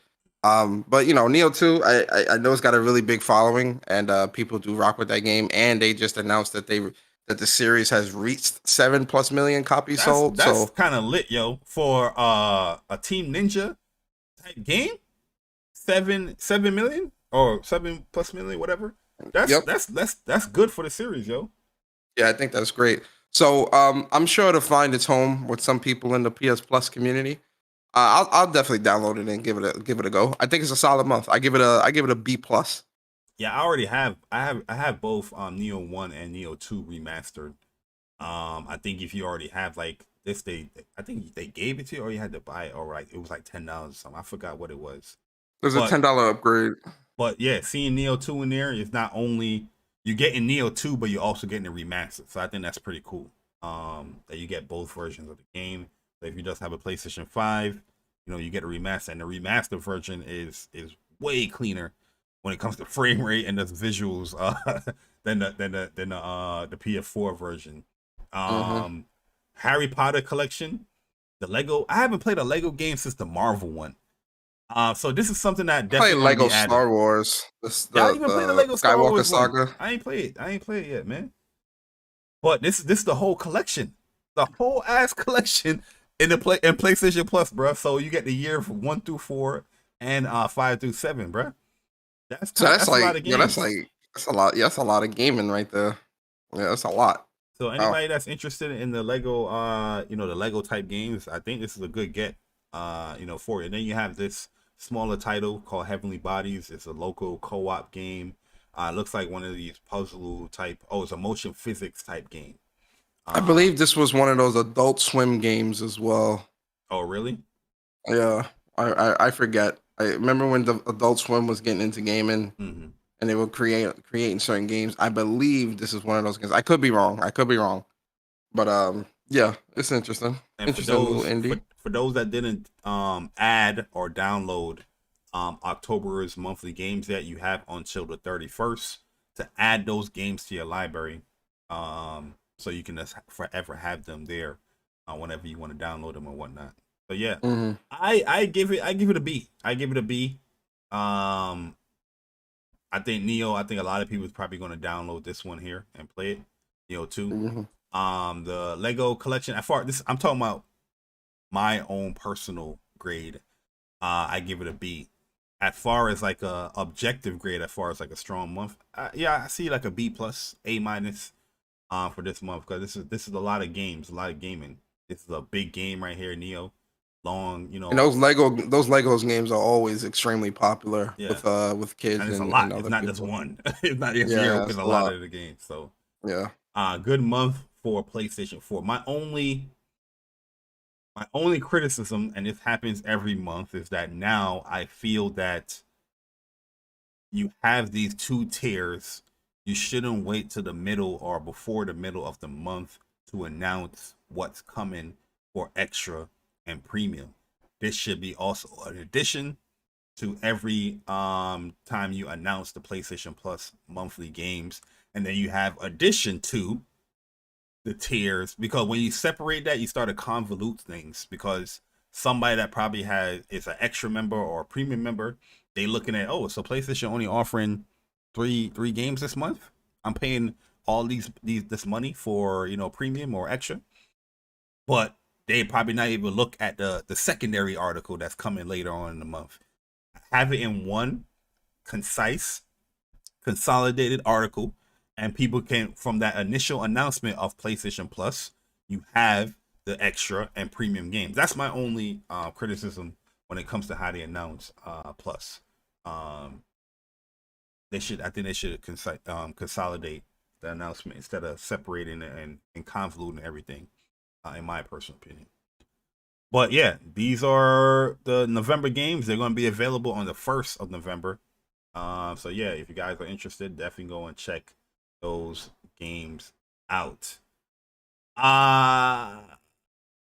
Before we get into the God of War talk, Persona, are you shocked that the DualSense Edge is readily available right now? So the DualSense Edge, you can pre-order the game, guys, on the 25th, but they're still available to pre-order. Obviously, the price tag is much, much higher than a regular controller. But what's your thoughts on that, Persona, man? You can right now. I signed in. I'm on the direct, and I can add an additional DualSense Edge to my cart, which I probably might do. Are you getting 2? I want to get 2 because the other one I'm probably going to customize that one. You know what I mean? Like probably change the shell, put like a black shell on it. I know how to do that since I did the. Remember when we was creating our own? When we built the Yeah, you know what I mean? that's how much we wanted a Pro controller. We built our own. Yeah, bro. Yeah, bro. No, I'm not surprised because, I think with this being a bit more of a premium product, in terms of like a controller, I think a lot of people are probably waiting for it to get in their favorite influencers' hands or whatever to see what they think before they buy into it. And I also think a lot of people are also, because PlayStation Direct is not it's a popular store, but it's not as popular as like the Amazons, the Best Buys, and stuff like that. So I think a lot of people might be also waiting for the controller to be there as well next year. Yeah, and also, some people are not like comfortable with like companies going right directly into their account, before the controllers coming out. So like how PlayStation, how Best Buy, how specific like retailers, they do it. They charge your card right away, and then they refund you just to make sure that this is actually a real card or you have the funds within there. Some people like to pre-order stuff where they're not being charged anything at all, and they wait until like the week off or when it's ready to ship. So that can hinder some people when it comes to like the direct. But yeah, a controller, $299. A lot of people are not used to Pro controllers, and they don't know this is like an actual like base price for the controller. So yeah, those things taking part with it. But I'm very curious to see how much of these controllers are going to sell. They probably have a lot of them. You know what I mean? Since this is directly coming from PlayStation, this is a PlayStation branded Pro controller. They probably made a lot of these controllers. I say that's also another great point. I think the whole supply issue thing that we've seen with PlayStation before, because even a God of War controller you can still get that as well. Really? Yeah. Go to controllers and you'll see you can still order the God of War controller as well. I think that they are just you're right. Available. Yeah. It's just they're available. Like I think there's supply issues. Low key, Persona, you probably gonna disagree with me too, yo. And normally I would never. Oh, let me see this box. I never seen a box. Oh, that box look kind of lit, boy. I hope my box don't come all fucked up because I'm keeping the box. Yo, that box look kind of lit, yo. But low key, that camouflage controller look good. Nah, I'm not fucking with it. I'm not messing with it. I'm not gonna buy it for sure, but it looks good, bro. Like, yes, you are, because you saying that you better, you better not. No, because I want. If it was like a blue camo, it would have got bought. Absolutely. If it was red camo, I would have definitely grabbed it, but not that great camo shit. No, but I just think when it comes to the supplies in PlayStation, they're just available. I think they got their supply issues kind of cleared up. So plus controllers are easy to manufacture, or easier than it is a console. So, yo, if they have a PlayStation DualSense controller with this, you see this gray in the back of the camouflage controller. If they had like a full one in this color, bought as well, guaranteed. Let me see how much is the red. Yo, so they still have the red, the blue for like $75. So the DualSense is not a cheap controller, bro. The DualSense is a $70 controller, and like anything with like any type of detail or different color is $75. So people being shot that the DualSense Edge is $200 on top of all the additional stuff. Listen, man. Listen, man. But you're getting a lot with the controller, though. I don't see. I mean, that's a in my opinion, I think that's a standard price for a premium controller like that. Yeah, I agree. 100%. I agree. I paid even more for a scuff that's not even modular like that. You can't even take it apart. You feel me? So Yeah. I don't see an issue there. Yo, so Persona. Yeah. Are you excited for God of War Ragnarok? Does a person breathe? Absolutely. Oh, so you're excited. That's what you're saying. Absolutely. I am more than excited. Is it going to be a day one for you? Absolutely. Absolutely. This game is a day zero. This is a day zero game right here. You feel me? So right now I'm playing the whole God of War combat explanation and enemies video, but I want to play a specific part real quick. As far as I know what you're gonna play. Go play. I'm sorry. Go ahead. Yeah, we're doing it. We're going there. Okay, because I love it. I love there's it. a I lot love of people it. that think that PlayStation games isn't about combat or gameplay, when they do offer the best combat and gameplay, or some of the best combat and gameplay in gaming. So I just want to play this, and then we'll mute it, and then we'll talk about the video and whatnot.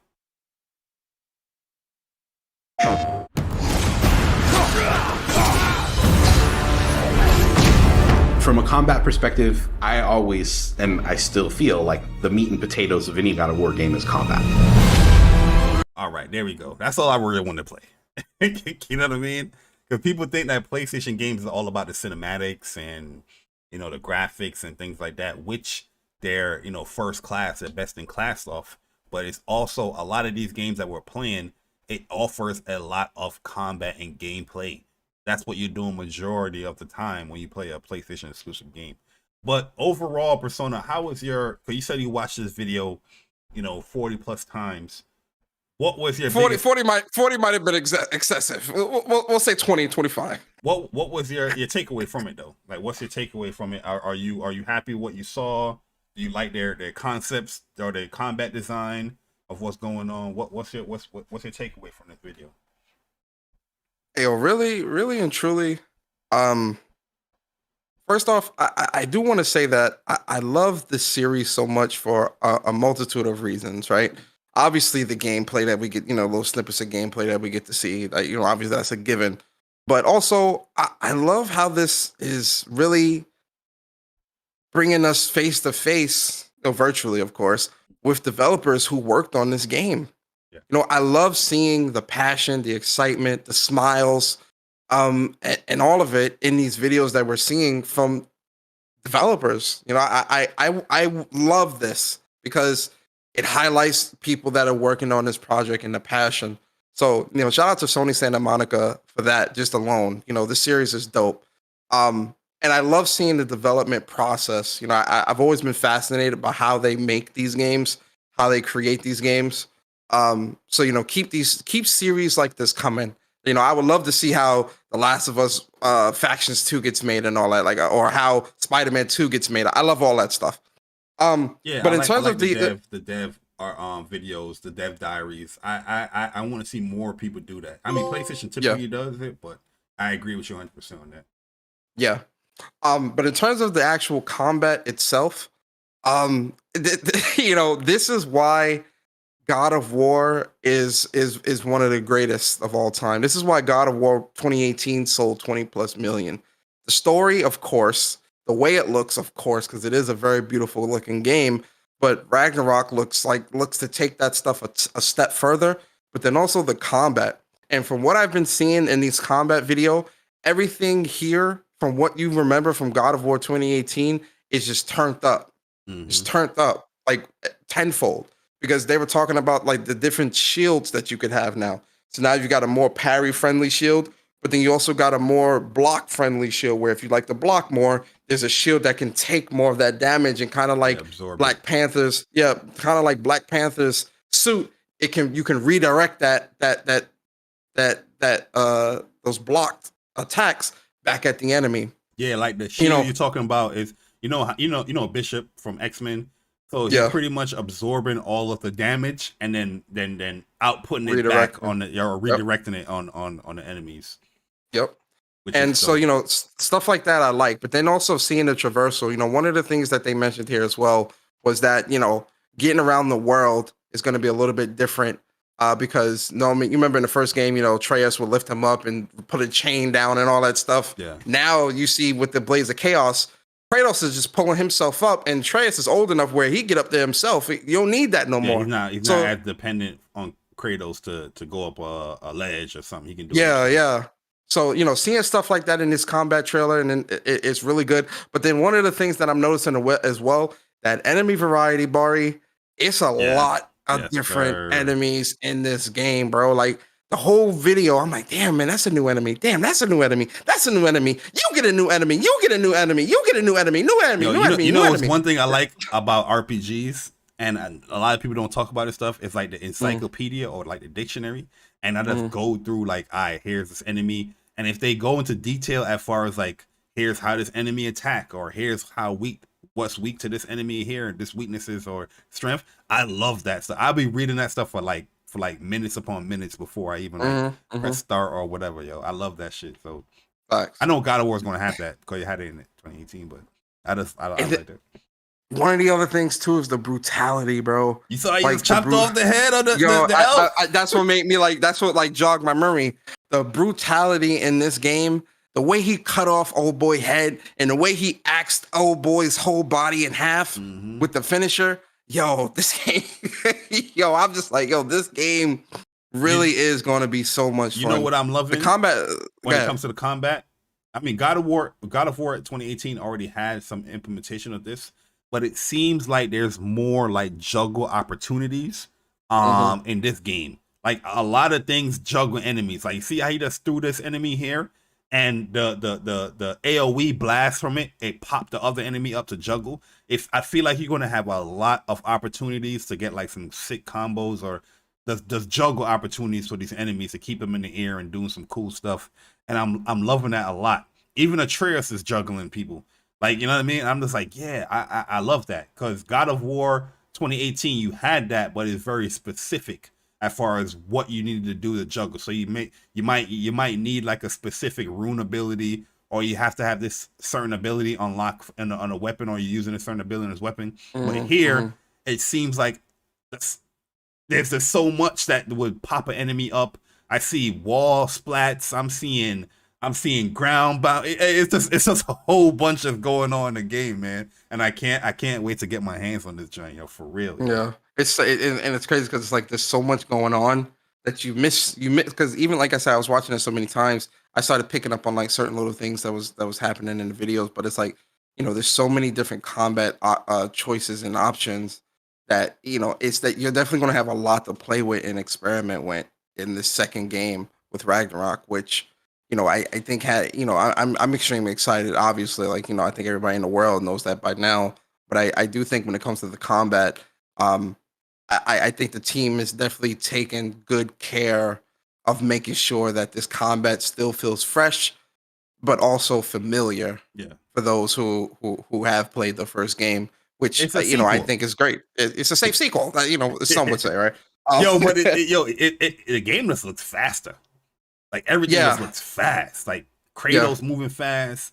The way I traversing around the world looks fast. Enemies look like they have more like dodge and opportunities or blocking opportunities. I see like the dark elves or the light elves that they were showcasing there.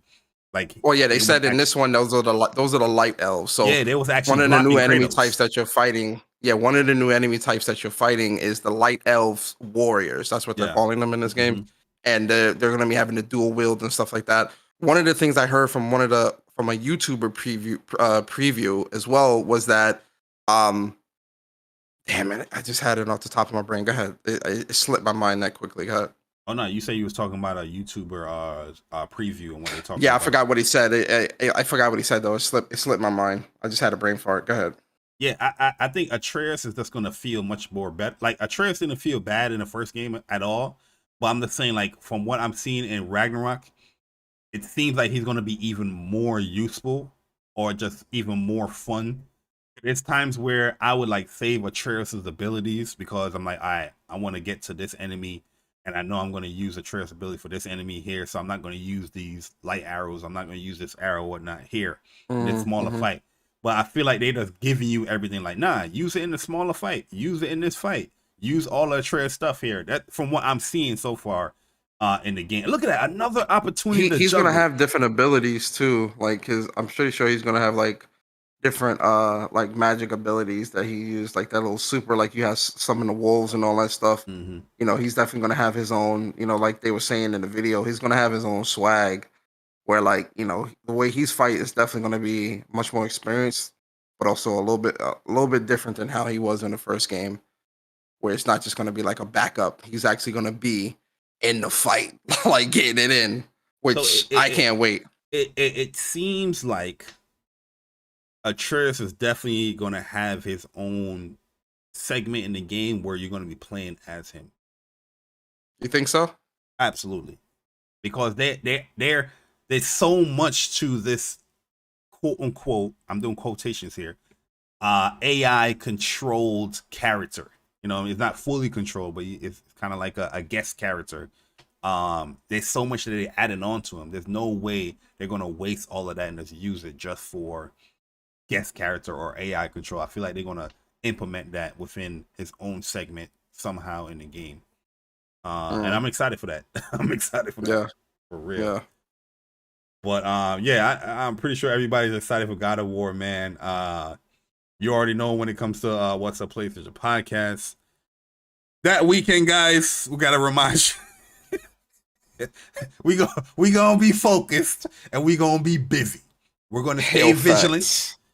We're gonna stay vigilant, and we're gonna be playing that God of War Ragnarok that weekend for sure.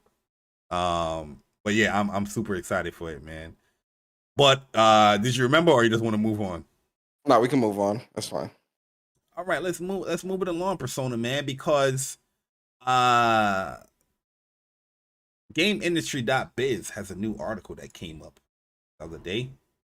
Shout out to Christopher Dringe, where PlayStation London Studios is working on a new VR fantasy online combat game. No, it's not VR. This is their first non-VR game. Oh, this is their non-VR game. Okay. Yeah, this is not. So this fantasy game is a non-VR, non-AR, none of that, which is what London Studios is mostly known for. But this new game that they're going to be making is a co-op. It's a co-op fantasy RPG. So yeah, it's going to be their biggest game to date. It's built for the PlayStation 5 and is using their Soho engine, their in-house Soho engine for London Studio, which is good to see them spread their wings, because they're typically known to make like the VR games. They made the Blood and Truth. They made the I forgot the heist game, the whole VR little collectible games and all that stuff. They made that stuff. And yeah, I'm intrigued, man. I'm intrigued because one thing that got me excited for this announcement here, Persona, right? Because this is what we're typically getting from PlayStation, where PlayStation Studio is working on this new game and blah blah blah blah blah. But we actually got a piece of concept art of the game. You know what I mean? That's the showcase. Okay, you're saying a whole bunch of words, but we have PlayStation's listening. Yeah, we have something to line it up with. And it looks pretty cool. Not gonna lie, it looks pretty cool, man. Yeah, I like it. You know. Listen, there's dragons there. You already got my attention. You're in London. I think that's Big Ben in the background. Can I? Oh, that is Big Ben. Yeah, there you go. That is Big Ben. That's a good catch. That is Big Ben. So this is definitely London. This is definitely London based. And like I said, this is going to be a co-op experience, and it looks like it's going to be 2-player co-op, because you see the one person that's on the ground where you got the enemy running at him, then you see the other character flying up towards the dragon. So this most likely is going to be a 2-player co-op experience. Fantasy RPG based co-op. You've got my attention. You feel me? Like, if it's going to be attention for real. Yeah, they got my attention. You feel me? And I love that developers like this that are known for one thing are trying to, spread their wings and try something new. I always welcome that stuff, right? Because you always want to be versatile and iron sharpens iron. So, I'm excited to see more of this.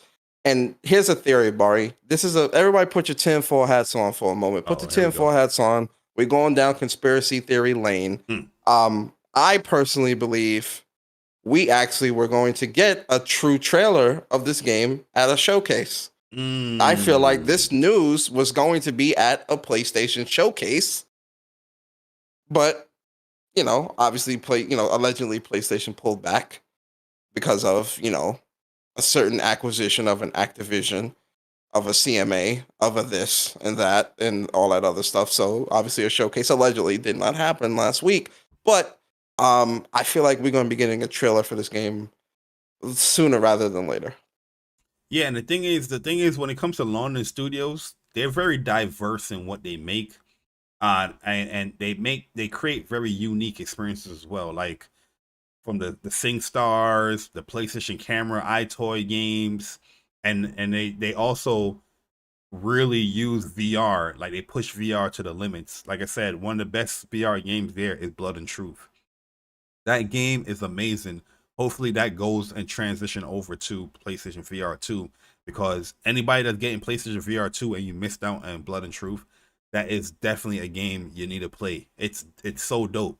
So them going outside of VR, as you know what I mean, like I have the utmost confidence because I know that whatever they're creating is going to be a unique experience. It's not going to be the samey. It's not going to be like every other action fantasy game. It's gonna be something specifically that would separate them from everything else, like all their other games, in my opinion. So they also worked on Wonderbook and PlayStation Home. Okay, yeah, London Studio, man, very underrated studio in my opinion for PlayStation, because every game that I've played from them I enjoyed, you know what I mean, especially when it came to the VR stuff. So yeah, I'm interested in this, man, and I'm happy that we got some type of small concept that we can align whatever they said here to the game.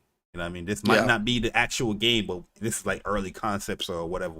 I mean, it's the first time we're hearing about it, so the concept is acceptable. Yes, I think the next time we hear about this, I think the next time we hear about this, we should get at least a teaser. Yeah, man. Listen, I ain't no little kid. Sometimes I need a picture. You know what I mean? I need a pop-up book. I need something. You feel me? Yo, we got some super chats though. Yep. So shout out to Yo Nick. Appreciate you for the super chat. He says, I swear someone at PlayStation would be listening to y'all spaces. Every time y'all talk about something, boom, they drop a related video. Listen, I tell you. Man, listen, I don't mean to brag, but we don't mean to brag, but God, shut up. Let me shut up. And then shout out to Mooch, man. Mooch in the building. Mooch. He says, shout out to What's Up PlayStation at J Bari, and a true thank you to at Gaming with Persona for hanging out for our 3-hour crossfire last night. Yeah, bro, it's all good, brother. It's all good. It was a fun show, man, over on Crossfire. I was a guest over there yesterday.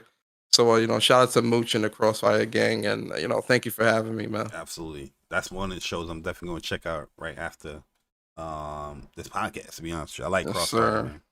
Yeah. 3 hours. I know there was a lot of back and forth going on yesterday. Was there? Sure. My God. Oh, yes, sir. Yes, sir. Yo, listen, don't miss that for sure. Facts. But there's another thing that we shouldn't be missing, Persona. What's that? Have you ever went outside in a nice spring or summer afternoon or morning and just felt like you want to do some parkouring? Just little flips, dips, slides, jumps. Hell no. Not New York. Hell no. You never? Well, guess what? Since you never did it, you can do it in Forspoken. So they're going to be talking about 8 parkour abilities. 8 Persona. Yo, listen, this article, no cap, I'm still like in awe of what's going on in the game. You know what I mean? Because me and Persona, we was talking, we actually mentioned it here. We was like, yo, I didn't know it was going to be this much as far as what you can do. So there's going to be some skill to this game. It's not just, just hold this button and, you know what, let's go over it. Yeah, what Jim Ryan say? Enough from me. Let the games do the talking. We'll let the games do the talking. So typically with a segment like this, I would normally have like the video that's running in the background, but they detail so much here in the blog. We're gonna just talk about the movement options and the video clips that they showcase here. I think that's the best way to showcase, so you guys didn't see it as yet. So if you missed out, they have a deep dive where they talk about the parkour abilities for Frey in Forspoken. This is about an 8-minute video. Oh no, let me look myself. No, it's a 3-minute video. It's a 3-minute video. Oh, 3 minute. Yeah, I'm sorry. The God of War video was 8 minutes. Yeah. Right. And that's actually a lengthy video when you're talking about like abilities and things like that, because they're breaking down each one of them. But this is a great blog, yo. Let me see who wrote this. Duncan Henney. This is a great article. This is the content communication manager at Square Enix. And Square Enix, you're on my bad side right now, but I'll be honest with you, this is a great article. So in the video, they spoke about all the 8 abilities that you can do as far as when it comes to traversal and parkour within a world. And here's the first one. So we're going to do this piece by piece, Persona, if you don't mind. Yeah. So this is the first one here. This is probably the most basic of options. I want to get a good boom right there. This is like one of the basic options, and this is called flow. So you activate flow by holding the circle button. When in this state, Frey will dash through the world with a stunning speed and amazing grace. She automatically will leap over small rocks and ledges, jump small walls, and do everything she can to keep pushing forward in the direction you're telling her to go. So this is what we're seeing in the videos, right in the trailers, when we saw when like her legs is lighting up and she's just flowing through this world, right? Basic Persona. This is basic, right? Yeah. Are you impressed yet? Are you impressed? Hell yeah, I'm yet? impressed. That look, because it looks so smooth. You know, like the flow looks very smooth and it's very fast, and she's very light on her feet. So I'm digging that.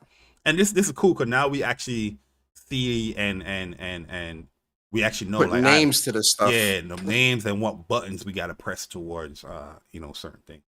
Yeah. So this is where it gets interesting now, Persona. This is the next ability called Rush. And like the name, this is a very interesting ability too, like on multiple levels. But go ahead. This is my speed. As you use flow, you will constantly see flames briefly animating from Frey. So press the circle button upon seeing this visual prompt. So there's a visual prompt that you see. So when you're using flow, you're holding circle. You're going to see this visual prompt where she's just a whole bunch of flames is coming from her, as you see in the video here, and you're going to press circle and she's going to burst forward. So she'll burst forward, keeping up her fastest pace even better. It also lets you keep up top speeds while restoring some of her stamina. Oh, so she going to have like a stamina? Okay, cool. Yeah, that's what I was saying. This rush ability. So the rush ability is very interesting because in order to use flow, you do use up stamina, but the stamina bar is so big, pause, and it goes down so slow, pause, that it. Yeah, I definitely could have chose a better choice of words there, but in order to kind of keep it along, they gonna say pause. But so the stamina bar, in order to keep it going, where you can keep your movement going, especially when you're going very far in the distance and traveling this world, the rush allows you to keep that flow going much longer, which I think is really, really dope. That's smart for them to add something like that in. I like that a lot. I can see this being the thing is like, this is not just going to be you can combo into that too. That's exactly where I was going. It's going to be. Bari, I watched this video like 10 times. Yeah. We could definitely do a whole show talking about this because they said like a lot of these moves you could definitely combo into, and I could definitely see a rush being a move you combo into and you do like the little magic slam or something. Yo, wait till you see the combo videos from your boy. Or like escape opportunities, like say you're getting bombarded, like you go into flow and then you see the fire emanating, you can just press that circle again and boom, you rush out of there and gather up your it's gonna be cool, man. But here's another one we've been seeing, and that's called shimmy.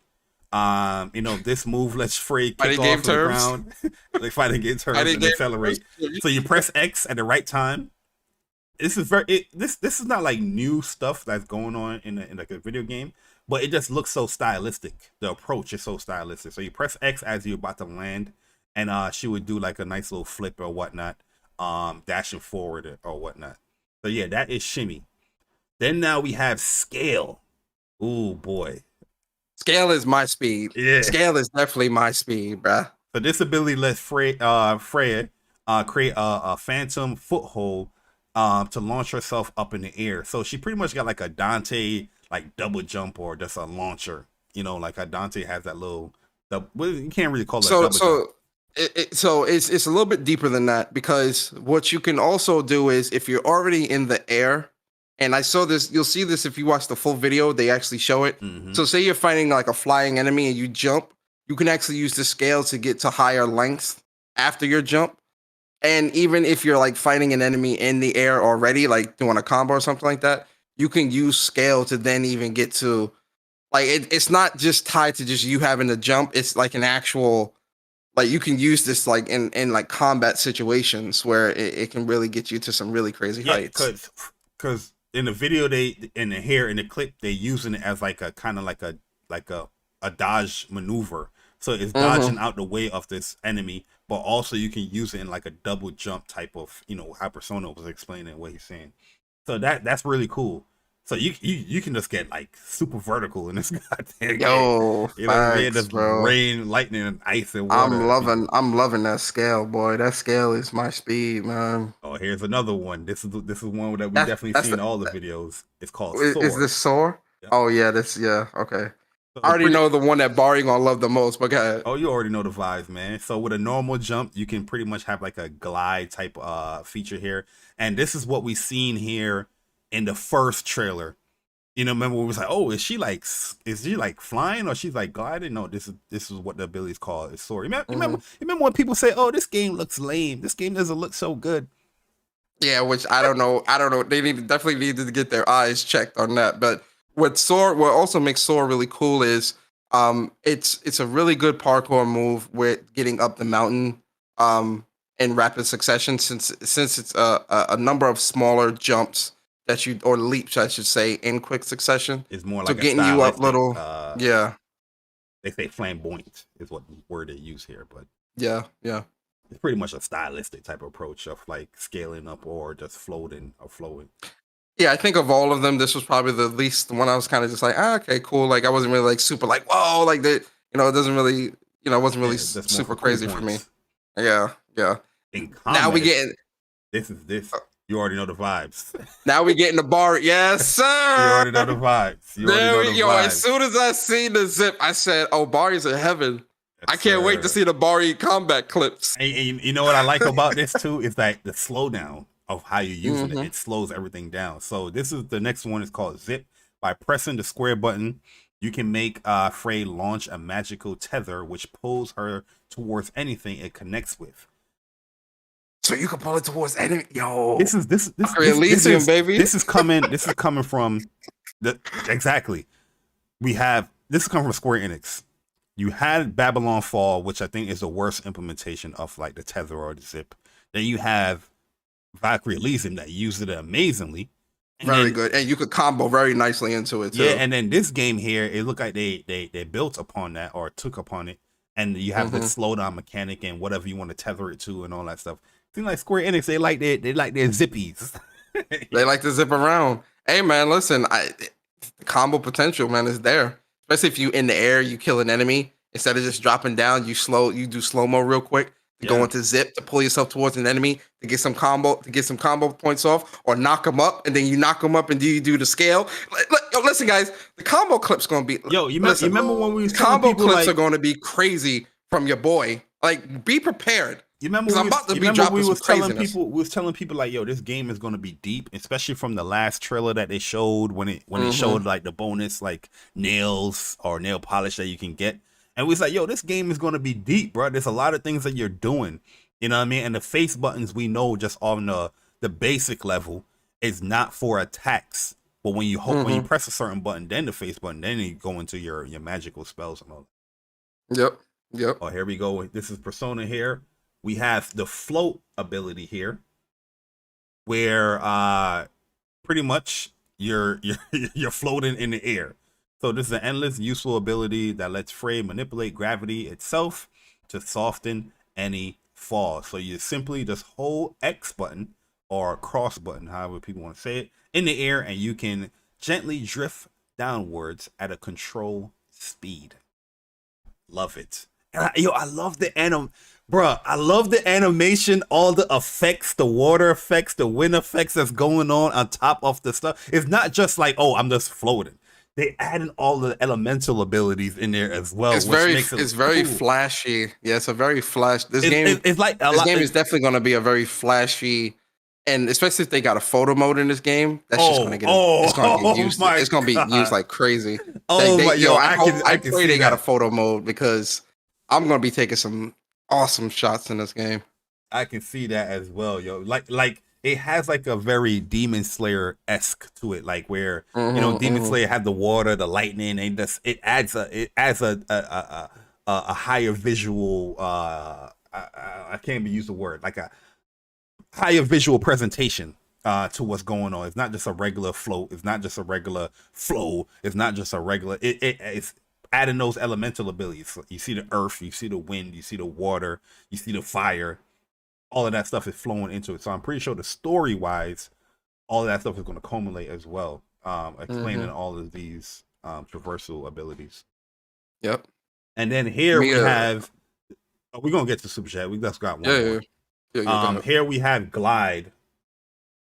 This is definitely one of my favorites. This looks so cool. Oh, let me put it in HD. This looks so cool, bro. So water slows you down, blocks your path, and often contains many teeth monstrosities eager to use you as a chew toy. In other words, it's the enemy of parkour, unless you have a glide ability, of course. They're trying to use cool little words there. So yeah, the glide, you can glide on through the water and all that stuff, anything blocking your path. And we see that as well on top of like she's in the air, soaring through the air and all that stuff. But yeah, go ahead. You can get some of the super chats as we continue to talk about majority of this stuff. Yes, sir. Big shout out to Tricelsius, man. I appreciate you for the super chat. He says, "What's up, guys? I know this is a 180 from the show, but did y'all know? Did y'all know you can connect your phone to the Sony H9 while you're on your PC or PS5 playing? Bluetooth and dongle work in tandem." Oh yeah. Yeah, when we're streaming, like have the H9s playing the game audio, but the Discord is also coming through the headphones as well. And then shout out to Andre, man. Appreciate you for the super chat. He says, "Yo, happy Saturday. What were y'all more excited about, London studio game or Naughty Dog / Visual Arts?" And he says, "Forspoken's looking fire." Yeah, we're gonna get to that part of the news where we talk about Naughty Dog and Visual Arts working on a brand new beloved franchise together. We'll talk about that in a little bit. Yeah, I'm more excited for Visual Arts. Naughty Dog already was working with them. That's where my man Robert came from. We had Robert on here. Well, no, they're working on. The news came out that they're working on a joint project together now on a beloved franchise, a new game, and there's also a third studio. San Diego studio that's now becoming their own. So PlayStation is essentially built. So they're making, and my information might be a little bit off here, but if I'm not mistaken, PlayStation is making Visual Arts its own actual studio now, or building up. That's the big news. That's all I was about to say. That's the big news that came out of it. Like Visual Arts is not going to be like a support studio like how they did with The Last of Us Part 1 remake. But it's like they're going to be their own studio now. Thing. And San Diego, there's a new San Diego studio that they're building up as well too now. Yeah, but I'm more excited for the London studio game because that looks very interesting. Just looking at the concept art, if Naughty Dog and Visual Arts game or whatever they're doing had like a concept art or like a trailer or whatnot, then yeah, I'd be excited for that because that's the Naughty Gods and that's what they do. Yeah, I agree. I think because we actually have something, a little something to go off of with London, I'm more excited than that for that right now. But obviously that can change once we see what Naughty Dog and Visual Arts are working on together. We'll see. Yo, look how cool this game looks. And this all she's doing right now is just traversing the world and dodging. This world is gonna be big. This world's gonna be big too, bro. Like, how can you not be impressed by this game? Like, I see people constantly bash Forspoken. They constantly say, "Oh, this game looks mid. This game looks." Remember we were just talking to B. I was gonna say I don't. That always was like, even back then, and yeah, it had some frame rate issues here and there, which we can clearly see they fixed that. Yes. Like, look at this gameplay now. They clearly fixed that frame rate, because I have not seen no dips in none of these new gameplay trailers they've been dropping. But looking at this game and looking at the world, the enemies and all that, I always was like, yo, this game looks incredible. Like, I can't wait to get lost in this world and use all these magic powers and stuff. I always was like kind of confused that people's not feel, because I was like, well, what don't you like about this? Like, from what I'm seeing, this includes so many of like other game things that we love so much, and it's all, from what I'm saying, it blends very well into one. This looks amazing. Day one. Yeah, absolutely, man. It looks amazing, and I can't wait for this. Is like, yo, January is gonna be lit, bro. January, yo. Listen, man, it's gonna be a lot of balance. Well, Forspoken is what I'm gonna be mainly focusing on. In January, because it comes out. Well, it's Dead Space. Yeah. Forspoken comes out January 24th. Dead Space comes out. I'm gonna be playing Forspoken over Dead Space. I ain't gonna hold you. No, but I think Dead Space comes out at the beginning of January, like I think the 12th or something like that. Oh, okay. But yeah, I'm excited for Forspoken. I think these abilities and this actual article did the game a lot of good, and I'm very curious to see how people still feel about this game. You know what I mean? Because I'm like Persona said, I'm still wondering. I'm still curious to like why people think this game looks mid. It doesn't look mid at all. And you know what? We've been hyped for this game since day one. We've been talking about this game on this channel since like day one, and trying to break the game down for a lot of people and let people know, like, nah, this game looks really good. Also, somebody in chat said they're actually releasing a combat video similar to like this parkour video, showing off all the magic spells and abilities on the 3rd. So next week, Thursday. Oh, lit. So this is what they're actually doing. What Game Informer was doing. Because the Game Informer had like 3 videos where it showcased the combat, it showcased like traversal in the world. They didn't list or say the names of like any of the abilities or whatnot, but it was a showcasing it in gameplay. And a lot of people missed those videos for some strange reason, which I was shocked, because everybody was just basing it off of the first trailer or that IGN. And it was so much more after that. Yeah, I agree. There was so much more videos and content and whatnot after that one trailer. I'm like, why is everybody so fixated here when there's like 15 videos of like so much more than just that? Or that IGN video, people kept focusing in on that. And I'm like, you understand the game is vastly improved from that one trailer? Yeah, so, absolutely. Yeah. Yeah, man. So let's talk about some sales real quick, Persona, because sales. Yeah. Huh? We're gonna dive into like 2 topics here. When we talk about the sales and whatnot. Shout out to Zuby, and also shout out to Genki, putting out the information here. Explaining the whole Japanese news that's going on with Square and with PlayStation. So Zuby Tech, he put out here that PlayStation 5 surpasses 2 million sold in Japan. So with that being said, this is like one of the slowest consoles to reach this milestone. Or the slowest generation to reach this milestone in Japan when it comes to PlayStation. Many reasons of why it slowed down. Supply constraints. I could also say Japanese centric type games. When it comes to first party, not really there. Third party, second party is really strong. But one of the major things is supply constraints. But even selling 2 million, I think Japan was actually one of the territories that was experiencing the most severe supply constraints. Like even worse than North America. Barely during the height of they were barely getting anything, and people in Japan want them, but you can't. The stock was just not readily available.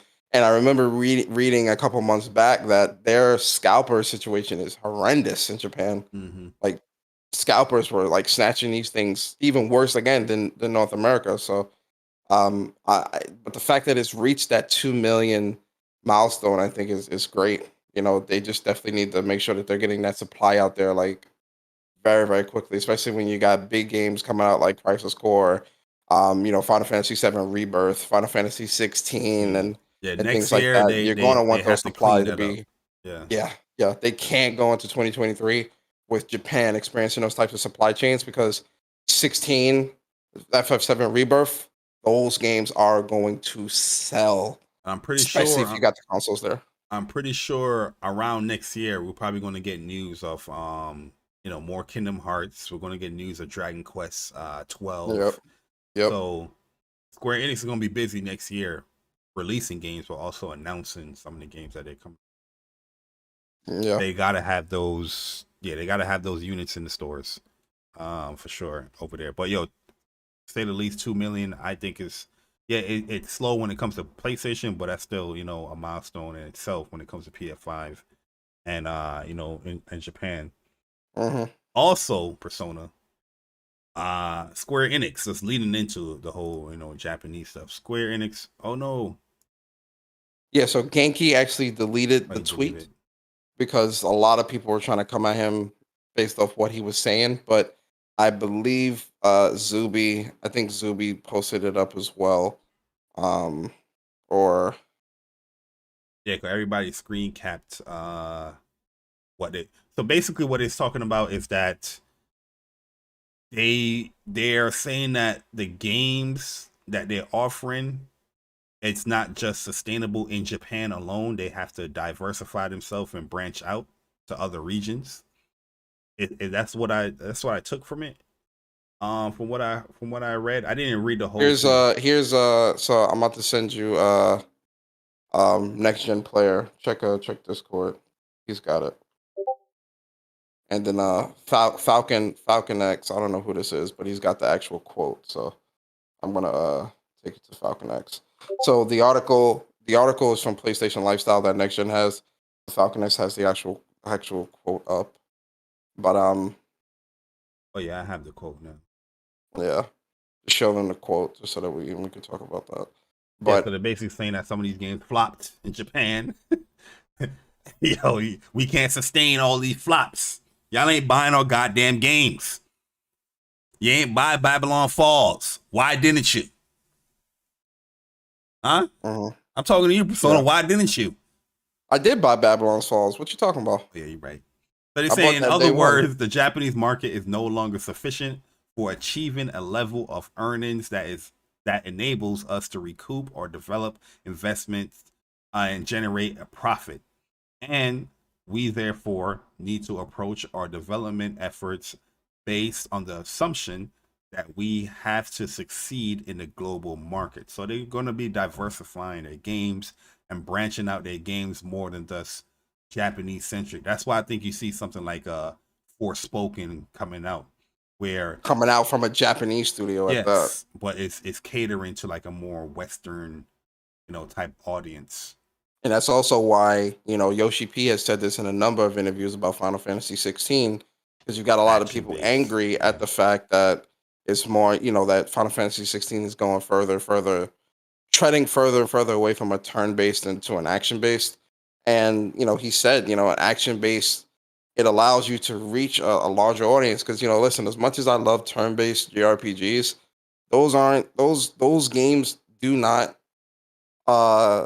put food on the table, not efficiently, and I don't think I don't think Square Enix is going to kill those games, because you still have Tokyo JRPG Factory that just came out with Triangle Strategy, and they're coming out with Octopath Traveler 2 in February. Mm-hmm. Are people going to go buy that? I hope so. You know, especially since now that's coming out on PlayStation. I really want people to support that 100%. So I don't think they're 100% going away from those traditional turn-based JRPG games, but I do think that when we're talking about the reach that Square Enix wants to get to, yeah, you've got to cater to that audience, man. Like you've got to kind of change things up a bit, which I understand. I just hope that Square Enix doesn't lose its essence in the process. It doesn't seem that way looking at Final Fantasy 16 and Forspoken, but um, only time will tell. Yeah, as long as they balance out, like you still want to cater to your main audience, which is the Japanese market. Even though some of the stuff right now they're saying that they're not recouping any like earnings from these games when it comes to this region. So they're gonna be branching out as far as trying to cater to other regions so they can actually make profit because they're not, especially when it comes to their bigger games, they're not gonna want to put out these games if it's not gonna be successful. And right here, the last thing, we have to be successful in the global market, right? So, but it still need a fine balance because I don't want it to deviate and just make all turn-based games. But I feel like action games, but I feel like the turn-based ones, and we've seen them, the turn-based ones, we're seeing them have a less budget than like a Final Fantasy 16, a Forspoken. You know what I mean? We're not seeing those type of level of games being turn-based from Square Enix anymore. Look at it's definitely going to be interesting when we see Dragon Quest 12. That is going to see if Square Enix is turning around, because that is a big seller for Square, and that is a typical turn-based game. If Dragon Quest 12 now is action, that's when you're going to see, all right, this is a new Square Enix here. The Dragon Quest sells best in Japan, anywhere, on a global scale. So we'll see with that. But I can understand where they're coming from. I just don't want it to deviate so much where they're losing their essence. But majority of the games that are coming from Square, I'm super excited for these action type games. I feel like if they can balance the two, like how Remake has done, Final Fantasy 7 Remake has done, you have no worry in the world, because that game right there catered to the global market, Japan, Europe, over here. Well, that's why I think they're gonna start pushing more remakes as well. Like, I do think that Final Fantasy 9 remake, I think that's real. I believe that will be coming down the pipeline. That's definitely real. That's definitely real. Same, and then if they find success there, who knows? They might remake Final Fantasy 1, 2, 3, 4, 5, 6 and update those games with a more updated combat style, like 7 or something like that. Who knows, right? But I do think Square Enix's catalog of games, their back catalog of games, I think is substantial enough to where they can dig into those games and breathe new life into those games like they did Final Fantasy 7, right? Because Final Fantasy 7, that was already a very popular game. But I think with it being updated to a new audience with this new style of what they're doing now, it's found obviously the old school audience, but also this very new audience. And in my opinion, I think it still maintains that essence, but just on a much larger scale. And it's much prettier to look at and more fleshed out. If they can do that with some of their other old IPs and build those out, I feel like you would be able to cater to a Western audience while still being able to grab that Japanese market as well. Yeah, because it's games that the Japanese market loved, and again, it's updated, pretty beautiful, more fleshed out and all this other stuff. But I think you've got to build that out first before before we know what will happen. You get what I'm saying? Mm-hmm. Look at a game like Star Oceans. You know what I mean? I think that game definitely is catering. It's a Japanese game that I think Japanese market will love, but it definitely caters as well to the Western market. Same thing with Valkyrie Elysium. Yeah, Valkyrie Elysium, big change. That as well. Yep. Let me get these super chats real quick, man. Shout out to J942, man. Appreciate you for the super chat. He says, with rumors of CD Projekt Red Sony purchase, do you think it would be a good buy? I'm playing through Witcher 3, waiting for God of War, and would be happy if it happened. What you think, Bari? Oh yeah, I did see that. I was gonna put it here, but I didn't want Persona to go down a rabbit hole. CD Nah, you Projekt could Red. have put it. You could have put it there. What you Nah, mean? man, yo, listen, I Uh, don't know what it is when it comes to that studio. That junk triggers this good man Persona, so I ain't put it there purposely because I didn't. put it. You could have put it there, bro. I wouldn't have got triggered. Listen, Listen, All I'll say is I ain't this. no dummy. Okay, I know you for a lot of years, bro. Yeah. I know I was not gonna put it there. You lucky they brought it up because yeah, I already know what you're gonna say, bro. I already know what you're gonna say when it comes to Nah, hear me out. So, in terms of like the rumors of PlayStation trying to buy CD Projekt Red, I think it makes sense. To yo, don't laugh. I'm being serious. I swear I'm being serious. I think it makes sense because it allows you to lock down a big Western, quote unquote, Western RPG maker. And clearly, even with the horrendous launch of CD Projekt Red, with Cyberpunk 2077, you know, they still found success, even though there was a horrible launch there. Almost 20 million copies sold. And obviously, Witcher 3 is extremely popular now, despite people not playing the first two games. It's found success in the third game.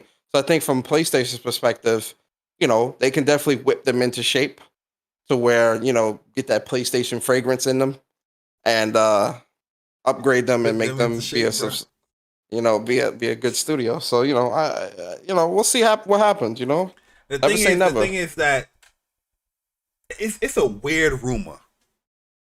One, CD Projekt Red, yes, they're independent, but they're a big, they're not the typical indie, like a small studio, whatnot. They publish themselves.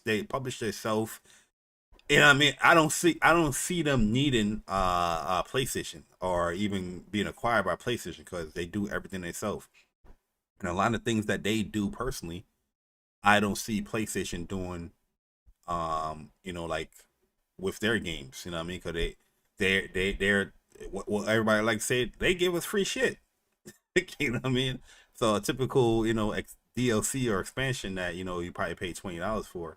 Well, they kind of did that with The Witcher 3. They did that with Blood and Wine or whatever that was. So yeah. It's possible, but I don't see it. It's possible I don't see it because they're way too independent. You know what I mean? That's a huge.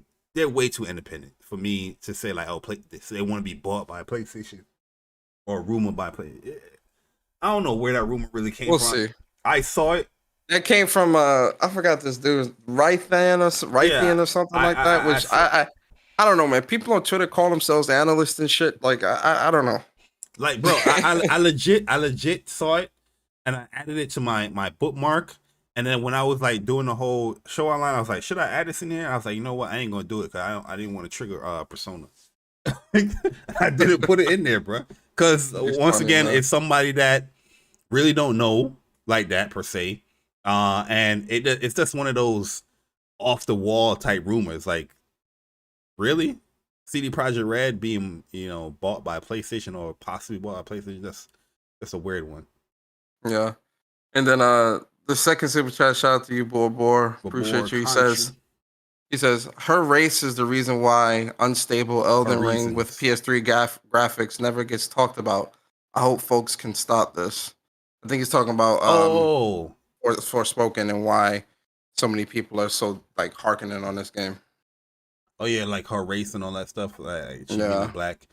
But no, I'm that's possibly there as I kind of agree with that. But I'm seeing people that say like the game look mid.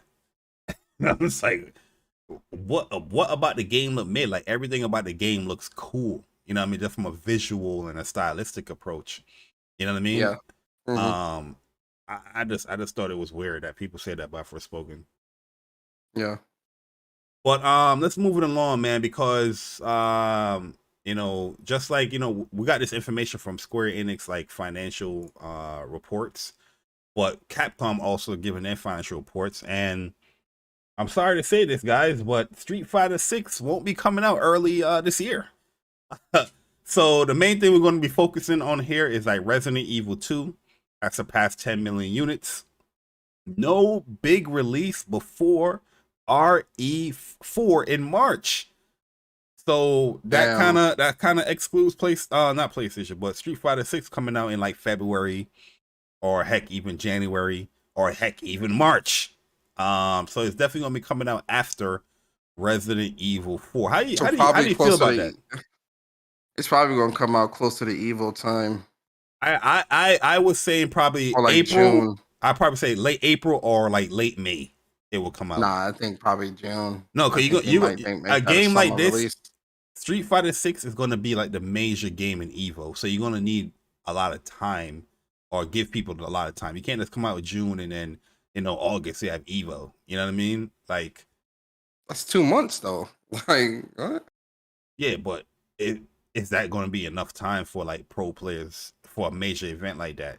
You know what I mean? And Capcom, they like to start their pro tour. I forgot what the freaking tournament is early in the year. It's not. I would say either June. I would say either May or June. Yeah, I don't think this would be like a fall release or anything like that. I can see late April or like mid May or something like that for this game. But it's kind of shocking though that it's not coming out like early in. Didn't they say early 2023 though? I'm not sure. It seems like it sounds familiar when you said that was early 2024, but I thought they had showed like a preview or like a trailer, and it was like early 2023. You know what's funny? Yo, I was just on Street Fighter 6, bro. It was working the other day.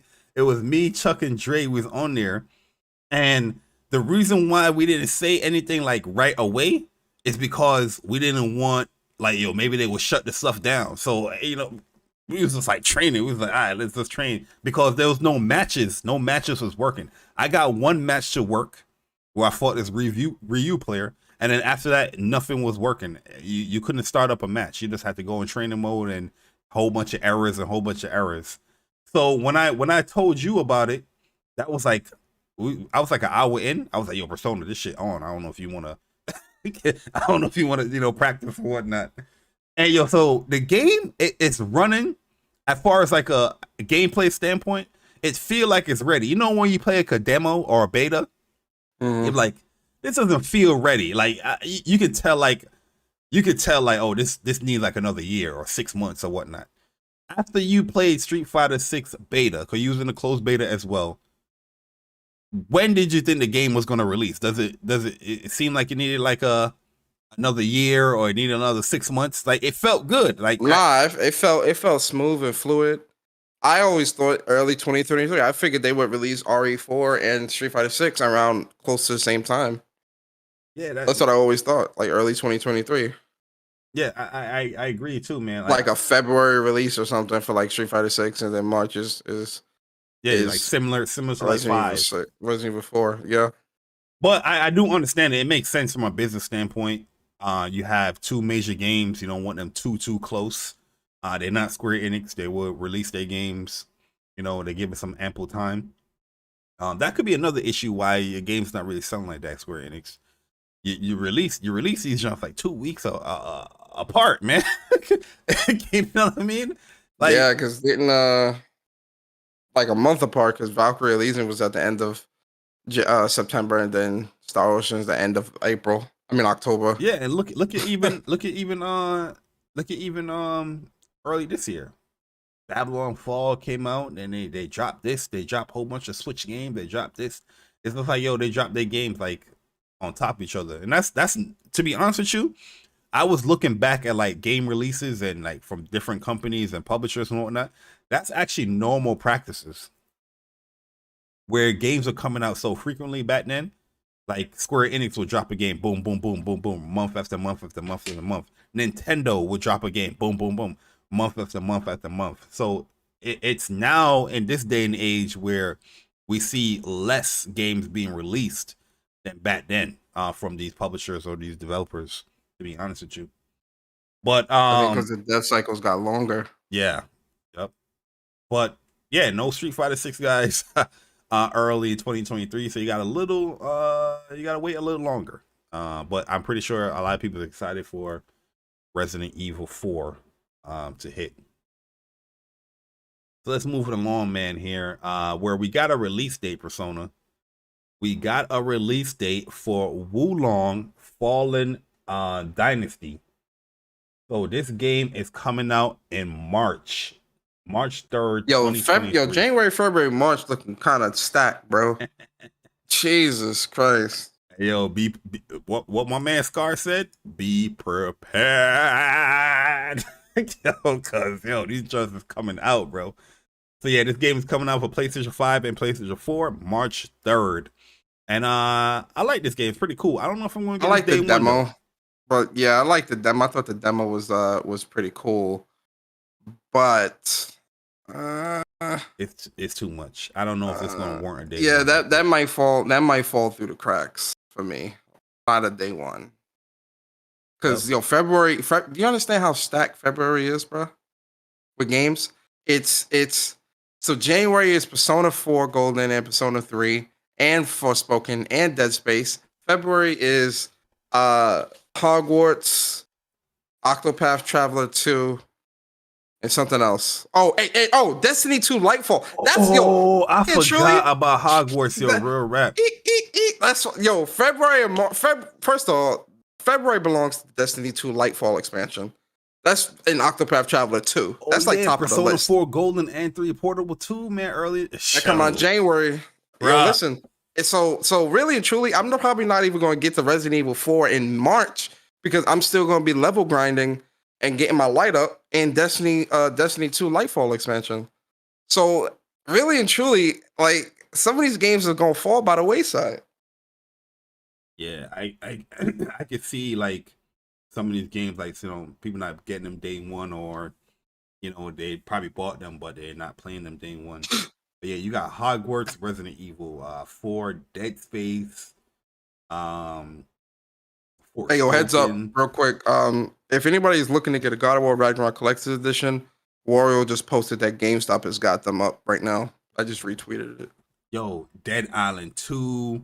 You're not getting. No one's getting that. One Piece. I'm gonna get Dead Island 2. I don't know if I'm gonna play. You are really? Yeah, I'm not gonna get day one, but I actually want to play it because it looks cool. It looks pretty cool.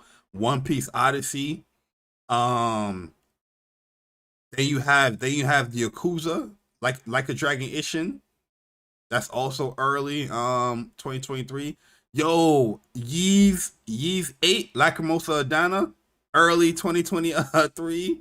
Oh yeah. Octopath Traveler, early 2023. It's just mad games. Mega Man Network Battles releases. Yeah, the collection. Yeah. God, bro, so much, bro, so much. And these are RPGs, so this shit gonna take time, bro. This is like 2017 again, man. You know what I mean? But in other news, and the only reason why I'm not going to click on the website because they want my birthday, but The Witcher is being remade, built from the ground up with the Unreal Engine 5. Never played The Witcher, but I'm a big fan of The Witcher 3.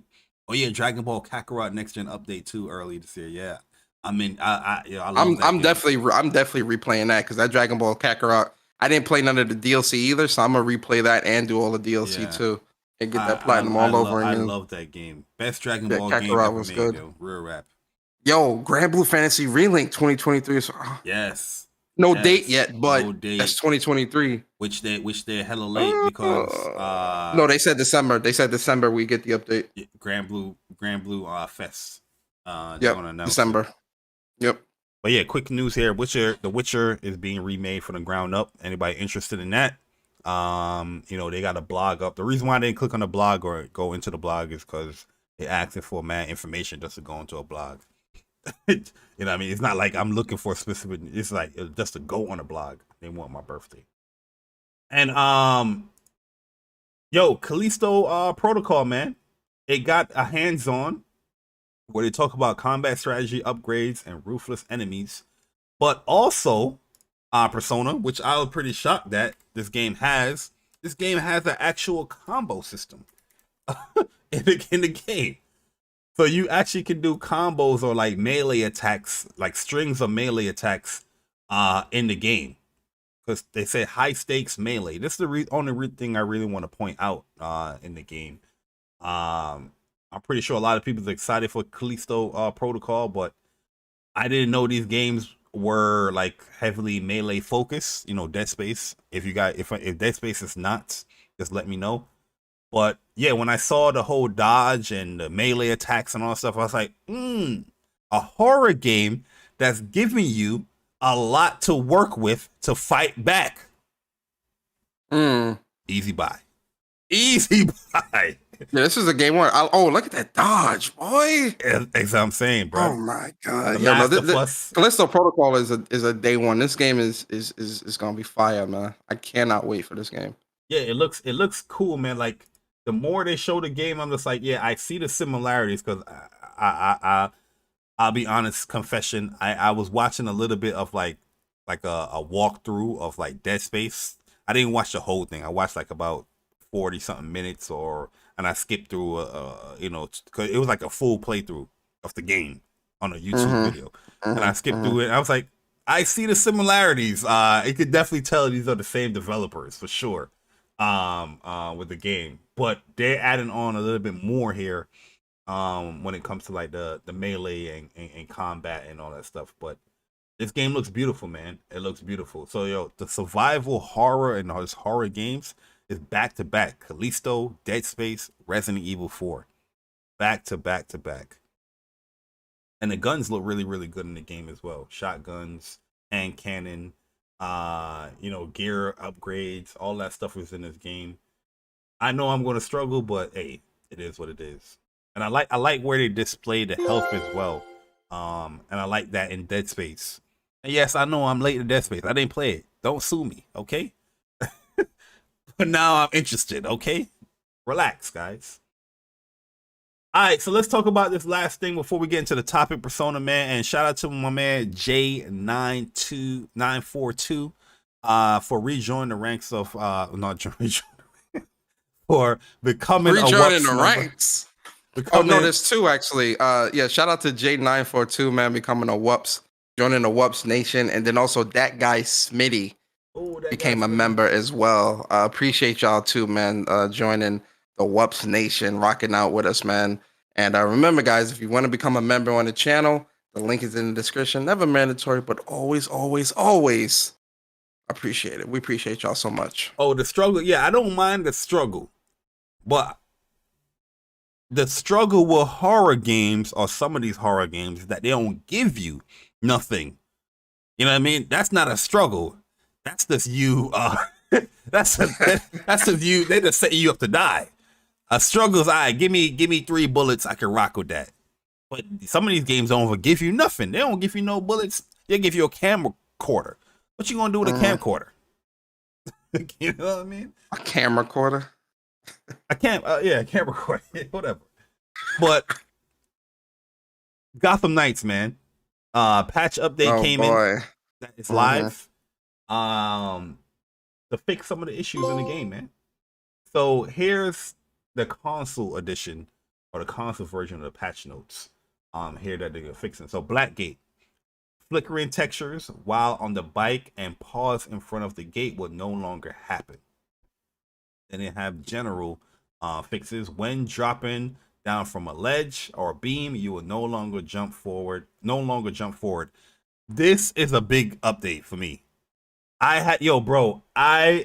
Especially the last part and the certain things like stealth wise, this was an issue because if you just hold forward, you do a whole goddamn leap in front of the enemy where you didn't want to do that. I just wanted to land behind the enemy. And it was an issue. That last area down the catacombs or whatnot, Persona, where you had to shimmy on through, and there's an area where you had to drop down, and you had to drop down a specific area down the slide. You would jump over it because you just tap in the forward button.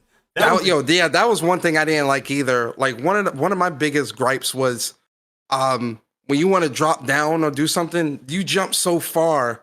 Like if you wanted to just drop down next to an enemy, you jump so far and it's really magnetized and real sticky. Yeah.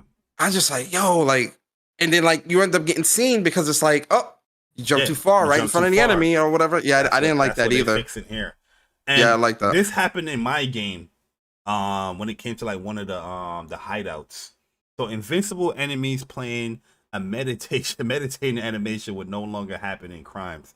So this happened to me where I couldn't finish the actual take out the headquarters or the zone for the freakers. It was like the freaker mission, and I had this one enemy in a meditating animation, and it was circling around, and you couldn't hit him. You couldn't hit the person, and I'm like, what the hell is this junk bugged? Like what the hell happened? And I had to leave, and it was like, oh, you failed the mission. I was like, oh my god, yo, craziness. So they fixing that. When it comes to stability, general stability issues with destructible objects has been fixed. Some general crashes throughout the title would no longer occur, and crashes specifically tied to mod and fusion has been fixed. That happened to me where I was fusing some of the chips, and I was doing them constantly because you were trying to get the I guess it was like 50 mod chips trophy, and it crashed on me like 2 times when I was trying to just fuse them. So that definitely happened to me. Have you experienced any of these stuff when it comes to stability, crashes or whatnot?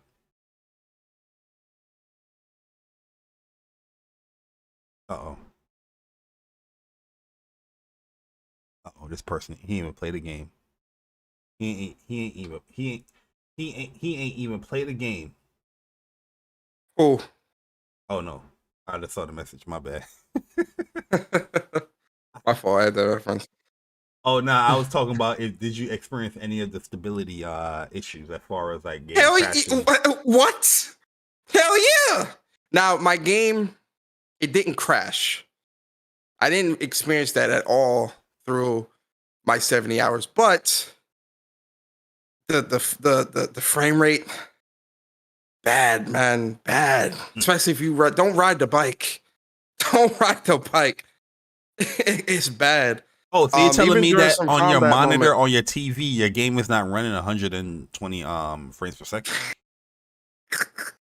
Hell no. It's 30 frames. Oh, you saying it's 30 frames? Not yeah. 120. No, who said that? Who said that idiotic statement? Oh, well, I'm just saying that there's a lot of people going around saying that they're playing Gotham Knights on a Series S that's running at 90 to 120 frames per second. Because the developers patched the game for performance. That's what I saw that. I thought you saw it as well. No, that is absolutely incorrect. Like 100% incorrect. Or 100% incorrect. But yeah, the performance update has not hit the game yet. So if you guys are waiting for that, I think that's coming like before the whole 4-player co-op. So yeah, just wait on that. But overall, the performance in the game is not going to 100% hinder your experience. I want to say about 75% will hinder it. But I think you still have a good time playing the game overall. You know what I mean? But it is a fun game, regardless if you're playing at 30 frames. Which everybody care about now. But Persona. What's good, bro?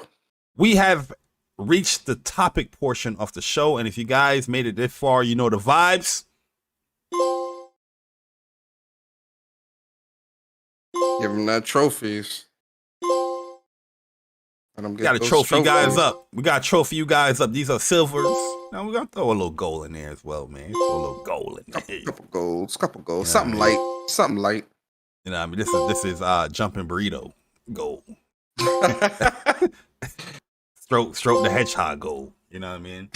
But we appreciate all the support, guys. If you guys are liking the show, if you guys are liking the podcast, hit the like button. You know what I mean? I think we're going to be a little bit more consistent now, reminding you guys that there's a like button when it comes to the podcast. And it will help us out if you hit it. Or even a dislike one. Whichever one tickles your fancy. I don't know. Don't hit the dislike. Hold on. I mean, whichever one tickles their fancies, man. You hit whatever you hit. Pause. But Persona. Digital games has been increasing as far as digital purchases for video games have been increasing. Can you see a future where gaming is all digital? And just to give you some context of what's going on, why that question is being asked, is that here we have Capcom giving their numbers as far as their digital purchases being compared to physical purchases. So Capcom says that 91.5% of their sales are now digital. Just 8.5 is physical. Wow.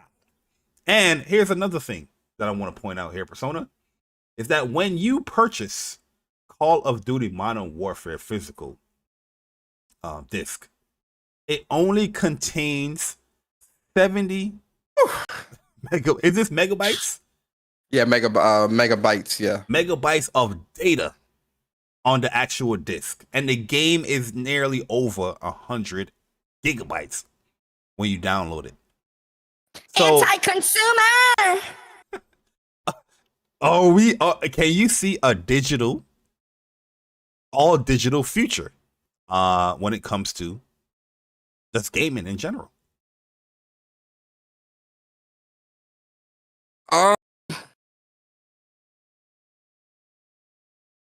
Yes, I do. I can. I've been all digital since 2017, you know?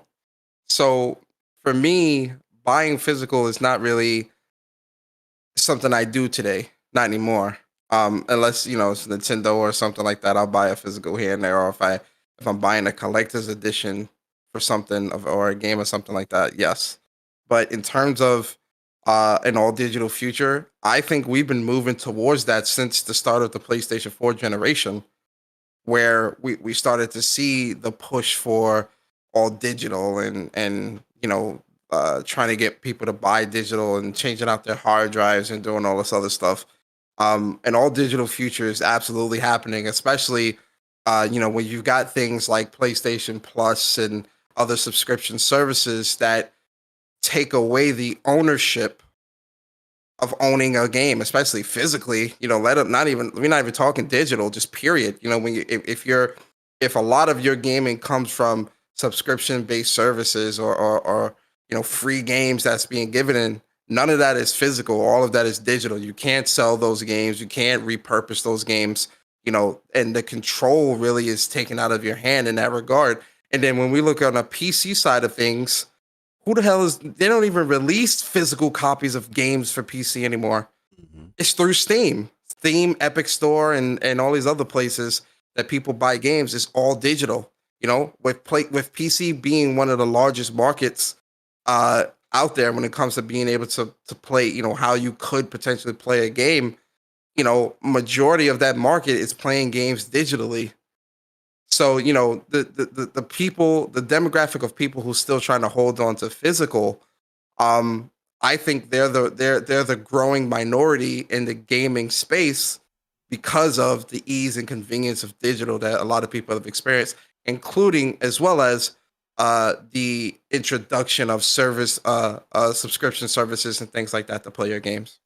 Yeah, it's actually becoming more sad as time progresses, because we have seen collector's edition not contain the actual physical disc. Now the actual physical disc is just a boot up. That's to initiate. It's just to initiate the download of of the game. That majority of the game you downloading it digitally anyway. It's becoming irrelevant, in my opinion, the actual physical disc, because these companies see it as more of a cost than anything, where, we got to pay extra just to print this joint. We got to pay extra to print. These things don't come with the booklets no more. Remember when physical games had the booklets and you had the biographies and you can put the codes or put your notes in the background and here's how the system works and here's how the game works. You don't even have that anymore. You know what I mean? Well, some of these games have like a digital booklet with the games if they have it.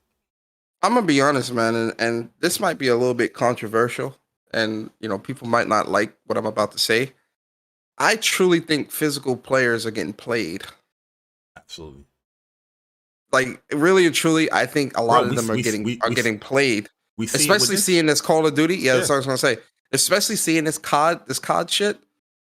Yo, if I was a physical, I'd be feeling like, yo, I'm getting played here. And I'm pretty sure this is not the only game. I'm pretty sure there's tons of other games that probably do this. Or whatever. But yo, the game is not on the disc. You're spending $70 on a box. On a box. Accept it. Yo, even coming. even Nintendo games, right? I don't think those games come with a booklet anymore. It's just like it's just a cover art, and you can probably flip it. That's the most you would get from a physical disc now. Hey, it has a reversible cover art. It don't come with the books no more, bro. You know what I mean? But yeah, I can see a all digital future, just like Persona alluded to or was saying, is that we've seen a lot of incentives from these companies to purchase and stay digital, where you're seeing PlayStation Plus, where PlayStation Plus, they're adding all these benefits. Here is some digital games. Here are sales. Guess where the sales are too? The actual PlayStation Store, which is a digital store. You know what I mean? Here is some free PlayStation Plus packs, digital packs that you get from being a member. Then you have stuff like PlayStation Stars, where it incentivizes and you benefit from buying the game digitally. You know what I mean? So they're encouraging gamers to constantly buy digital games. And honestly, from somebody that been digital for a very long time, I've been all digital since the late PS3 days. When they added the preload, I stopped buying physical games. Well, I mean, I still buy physical games, stuff like the steel books and whatnot. But I haven't put a physical disc in a PlayStation console since PS3. The whole entire PS4 generation, I have not put one physical disc in any of the PlayStations I've owned. The PS5, I don't have. I personally don't have a physical, the physical version, the physical disc version for the PS5. You know what I mean? I just feel like digital. We do have to work on the pricing, honestly, but it's just the convenience of digital. There's a lot of sales that happen with digital too. That's true. I mean, physical too, physical as well. And I'm not trying to make any excuses. But the platform holder can control the sales on their own storefront much more often than being in like a Target or Best Buy. Yeah. Because that's the retailer that has to do that, not the actual person that's trying to. Well, they already sold their game to the retailer. But you get what I'm saying. The platform holder can, because every week we see a PlayStation Essential sales or deals here, or here is Golden Week, or here's you know what I mean. It's always something that they're having a sale for on the PlayStation Store. But I don't think it's all bad. You know what I mean? I do see the benefits of like buying your game physically, so you can quote unquote resell your game or trade it in or whatnot. But the benefits of being digital is great too. The convenience of not having to worry about any malfunctions when it comes to the disk drive on your console, or just not getting up to change your disc if your friend is like, let's hop in this game now. Oh, my bad, let me eject the disc and put this disc in. You know what I mean? You ain't got to do that no more. Then you have the 12 a.m. digital releases. You get that notification. This game is ready to go. I think that's what made it I think that's what seals the deal, right? Because when I think back to like PlayStation 3 generation, going to like midnight releases at GameStop and buying collector's edition at GameStop and all that stuff. For me, it made sense because it's the experience and this and that, da. I think that stuff was great at the time, but I think as I got older, and with the advancements in technology and UPS and all this other stuff, I'm much rather happy being able to chilling in the comfort of my home, especially in the winter when big releases happen. You're not trying to be standing out. At least me. I'm not trying to be standing outside no GameStop. Yeah. Not you know, in the middle of December or January or something, standing outside of GameStop and waiting to buy a game, all because in the name of physical. Fuck out of here. You feel me? I'm in the comfort of my home, chilling, nice, warm, toasty crib, right? With under the covers, watching that countdown to 12 o'clock. I'm good, bro. And then if I'm getting a collection edition, UPS will handle that. It'll be in my package room, in my package locker. So it is what it is, man. Sir, I agree, 100%, man. Like the incentives, the benefits are just gonna increase more because companies they want to pay to print disc anymore. They don't want to pay for that physical game case anymore. It's possibly you probably see next generation. You probably see like an all digital from like PlayStation or Xbox or something. Absolutely. It's coming. It's coming sooner than what people think. They are definitely trying to figure out how they can offload, and be like, yo, by next generation, nope. Yeah. And let's give you guys a little trophy to go into the second question I want to ask, and you guys can answer this question as well. Let me put a poll up before I even ask the question. Because this is going to be an interesting one. It's not going to be a long question at all, but I'm curious to see what you guys are going to say, and also my man Persona. So let me put the question up here, and it's just going to be a simple one. It's going to be a simple one. All right, so Persona, let me ask you this, sir. Huh? Yes, sir. What? What? How much faith do you have in PlayStation when it comes to these live service games?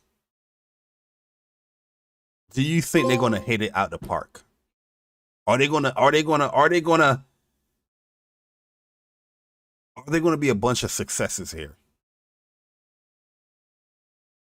Where are you at right now when it comes to these live service games? Where are you, sir? Because we see how COD is releasing. Huh? No barracks. No leaderboards. No notifications for your camo. No after game report action. Catering to casuals. Catering to people that don't majority will play your games. How much faith do you have in PlayStation when it comes to these live service games? And do speak from the heart. Let us know in the chat as well. I see the poll going up. Let us know. Uh-oh. Oh my God. Uh-oh. Mr. J. Bari. Oh my God. Mr. Gaming Politician. Are you going to be playing any of these live service games? That's a bad faith question. So, Mr. J. Bari, I'm very happy that you asked this question. Right? I'm sure. This question's not bad faith, though. No, this is not a bad faith question. This is a very honest question. I'm very happy that you asked this question, Mr. J. Bari, because I think it's very important to understand the anti-consumer practices that we are experiencing with PlayStation when it comes to these live service What games. do you mean by anti-consumer? That's a bad faith question. But I'll answer it anyway. I'll answer it anyway. Yeah, exactly. Because I like you, Mr. J. Bari, I'll answer that question for you. Go ahead, man. Go ahead. My whole thing is this. The fact that PlayStation is charging $70 for games, and now they're going into the live games as a service market, Are they going to be charging for these games? If PlayStation is going to charge me $70 for a live service game, that's anti-consumer and unacceptable. And I think PlayStation will do it. What if the game is worth $70? That's a bad faith question.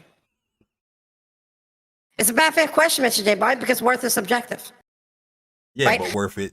Don't mind paying $70. But you're a person that represents the people. That's somebody that's lost. They're lost. And it's because they haven't spoken to me, the gaming politician, the voice of the people. What if what if the live service games launch in PlayStation Plus? That's a bad faith question.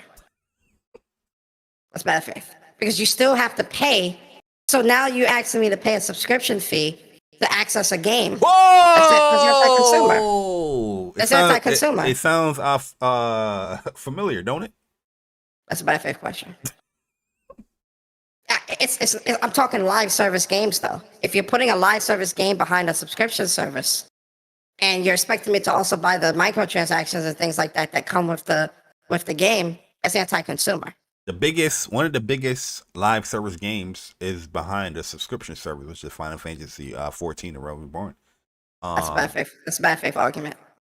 It's bad faith. I'm sure it is. I'm sure. Did you play it? That's a bad faith question.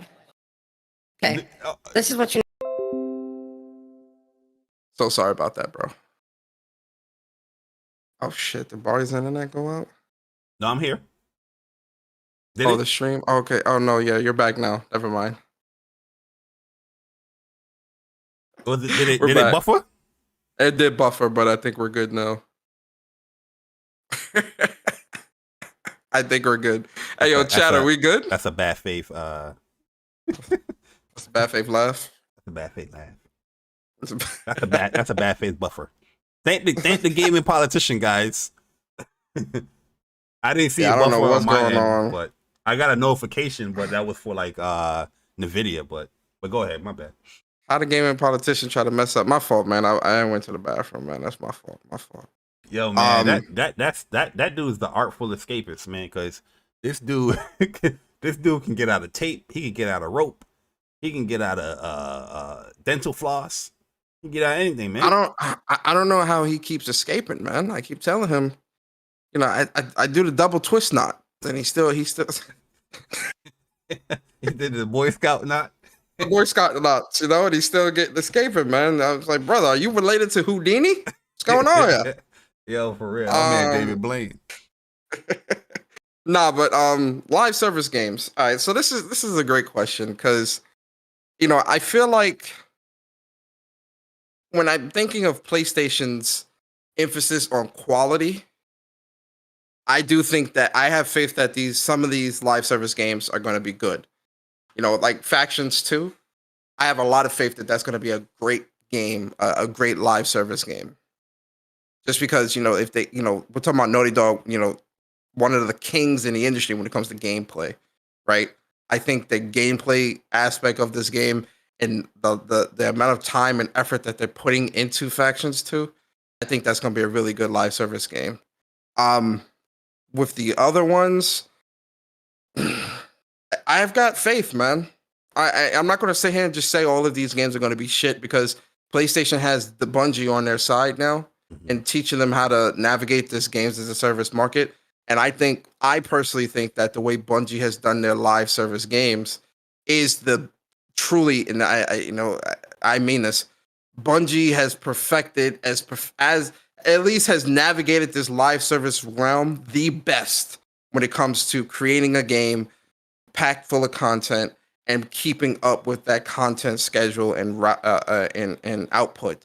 So the fact that they have Bungie there as well, showing them the ropes and keeping everything as it should be, I've got faith that a good number of those live service games that they make will be fun and will be chock full of content. Yeah, I mean, I agree with you. I do have faith in them because they do have deviation. They do have veterans there that, well, I'm not going to confirm that they do have deviation, but deviation is making a PlayStation centric game. They do have the experience there, and also you have a lot of the live service games that's coming out right now where you can learn from the experience or try to avoid some of the things that people or gamers are experiencing with these games. if PlayStation can listen to the community, focus on the core audience, have an engaging game that keep people coming back to have a real good gameplay loop, and they can have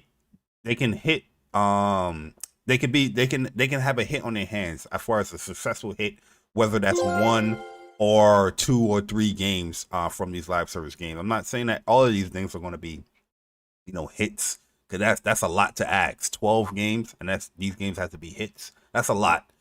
But I do feel that they probably have about like 3, possibly 4 of those games that will be hits and that people will be playing for a long time.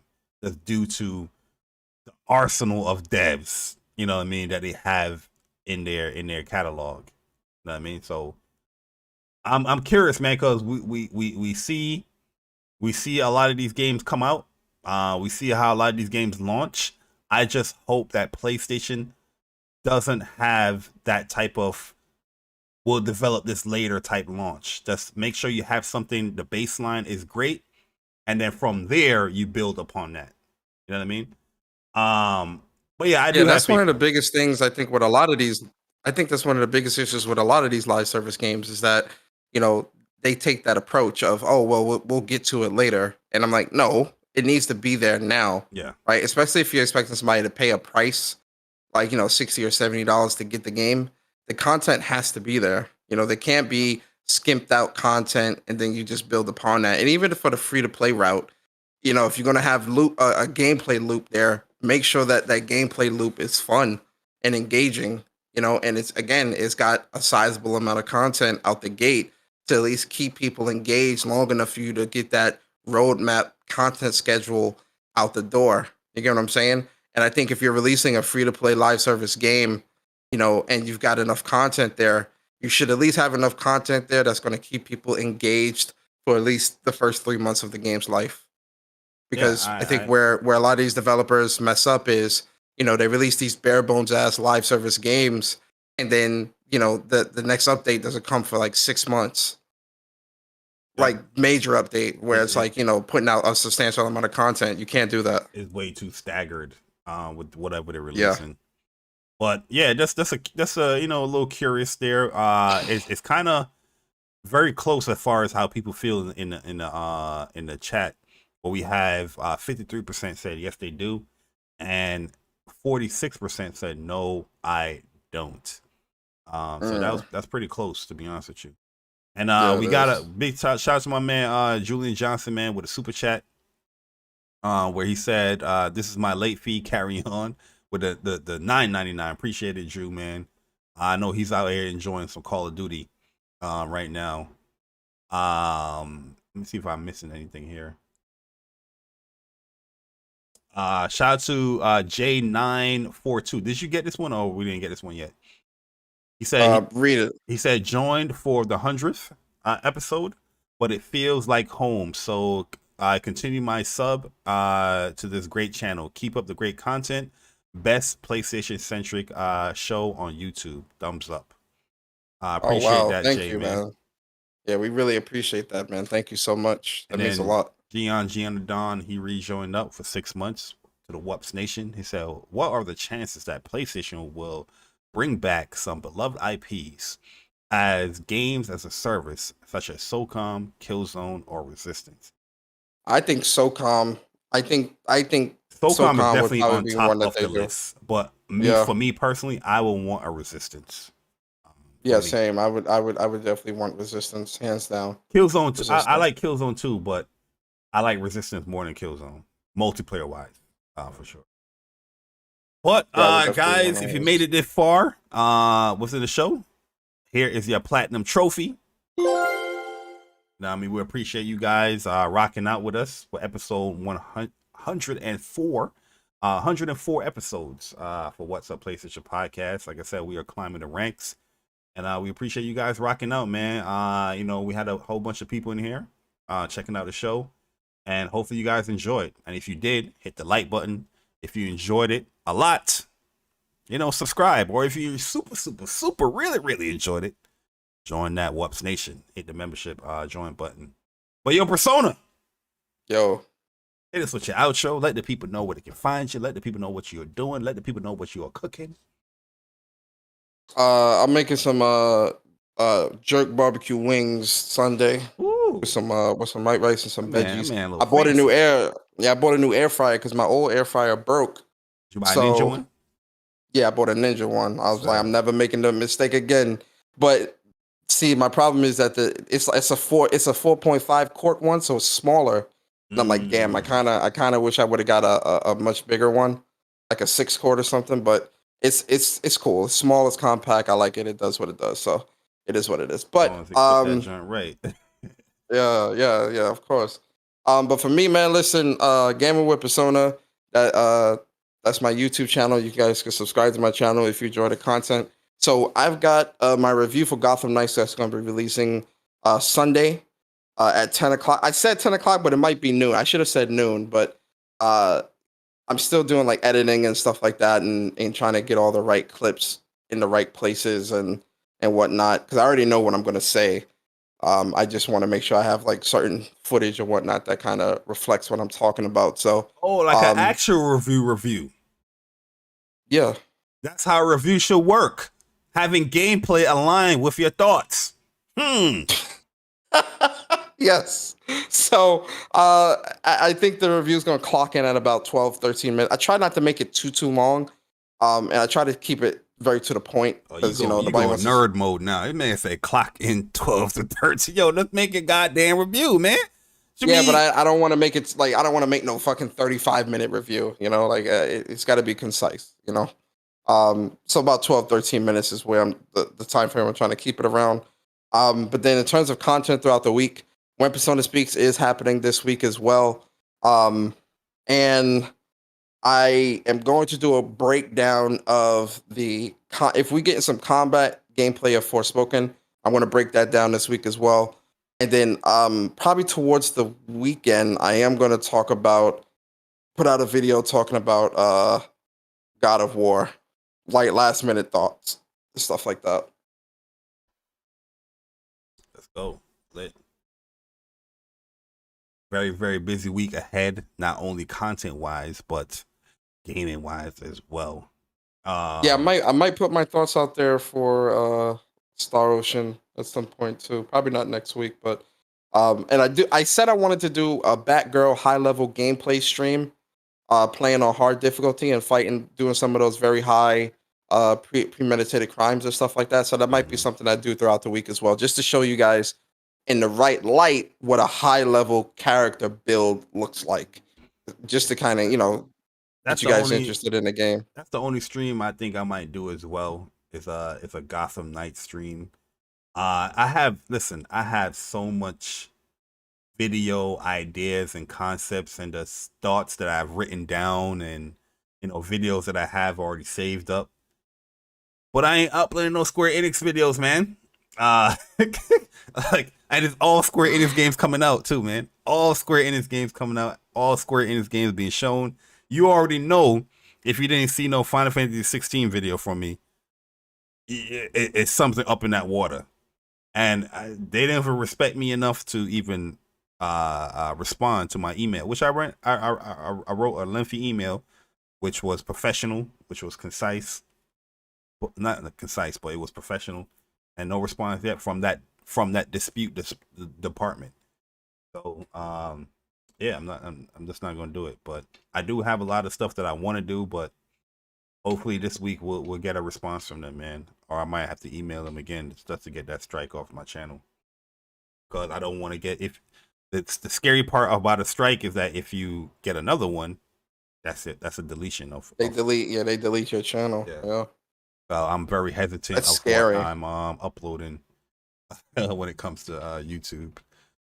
It's really scary. Wow. But yeah, man, it is what it is, man. Also, we going into the month of November as well, guys. So expect, for the members of the channel, expect the post to go up around Thursday or Friday about what topics you want us to talk about for that show, for that Saturday show. Also, and we'll probably put a community post out kind of reminding, but so the 12th, so the podcast that we're doing will be the 12th. That we're not doing is going to be the 12th and the 26th. So those 2 Saturdays, there won't be a podcast in November. But the 5th and the 19th, we're definitely doing a show. Because the 12th that's God of War week. And then the 26th is Thanksgiving weekend. So on that show, the Saturday the 19th, it's going to be a special one because we're going to be doing God of War Ragnarok giveaway on that stream, on that episode. So definitely tune in. It's a possibility you can win that God of War Ragnarok. The game ended the digital deluxe edition for the game. But yeah. So yeah, the 12th, 26th, no show for sure. And then we go right to December 3rd. Let me see. December is 5 weekends. Calisto come out that Saturday, that Friday. So that'll be a good show on December 3rd because we'll be able to talk about Calisto and all that. Then we had the 10th. So yeah. It'll pretty much be the first week. So the first 3 weeks. December is going to be the first 3 weeks, and then Thanksgiving, because Christmas is on Saturday and New Year's is on Saturday. So we won't do no shows those 2 weeks either. Yeah, and then we will return that January 7th. Yep. Pretty much. Yep. So really, there's 5 more shows for this year, guys. And don't worry, the last show of the year, we'll make sure that it's going to be a really fun show. Where we're going to talk about a lot of great stuff. So there's a lot of things still coming down the pipeline for the WUPS boys. And we definitely going to be doing some more game nights, man. You know, one of these shows in like December is going to be like a heavy impressions. Because there's a lot of games coming up. Maybe that 17th. It'll be the 17th because that's when Crisis Core. No, it'll be the 14th because Crisis Core comes out the 13th, which is that Friday. Yeah. And then the 14th. Wait, are we doing? I mean, that's up to you, brother. Because the Crisis Core come out the 13th, and then that Saturday we can talk about it. We'll talk about it offline. Might be a short one, but we'll see. We'll see. But nah, guys, we appreciate all the love and support that we get through for What's Up PlayStation podcast. This was a lengthy episode, but like there was a lot of good news that came out.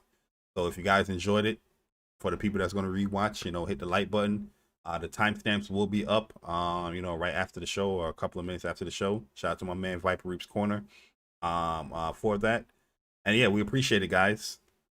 Don't forget as well, when it comes to viewing the actual YouTube page, that they separated the two. So videos is for like normal uploads. And if you want to check out the podcast in case you missed it live, you got to go to live and then it will be up. It will be in this section here. Also, we have a stores tab. So if you guys want to see any of the What's Up PlayStation merch on our merch website, and you see the colors and how everything looks. So you want a green one, you just click on this link here and it will take you right to the store, and you can purchase whatever you want to purchase from there. But yeah, just wanna let people know that YouTube, they made a separate tab for live streams and a separate tab for actual uploads of like regular videos. There's also one for shorts as well, but we don't have any shorts, so that's why you don't see no shorts on here. All right, but yeah, just to let you guys know, if you guys are confused with any updates that's happening on YouTube, they just added a couple of new sections on the pages. But yeah, guys, we'll see you guys next week, man. Hopefully you guys enjoy the rest of y'all weekend. Play some games, Star Ocean's out, Call of Duty's out. Let us know your thoughts in the comment section below. Real quick. Mm-hmm. I remember Optimus Cole's wife said that they were going to try to live stream his funeral, and she's actually live streaming it right now. It's happening right now. Yeah, I just retweeted on Twitter. Okay. It's live right now. Holy shit. She just put it up there. All right, so we'll definitely check that out. You can put the link in there and in the chat as well. Yeah, hold on. Let me. Yeah, you see it, right? You see the retweet? Yeah. So if you guys want to check that stuff out, You can Holy check out shit. Optimus Code Funeral if you guys, want to check that stuff out. But guys, we appreciate everyone that came through, supported the channel. We'll catch you guys next week, guys. Same time, same crew. What's Up PlayStation Podcast. And always remember, guys, What's Up PlayStation Podcast is a podcast for the community, by the community. And we appreciate y'all so much, man. Sir, catch you guys later. Deuces.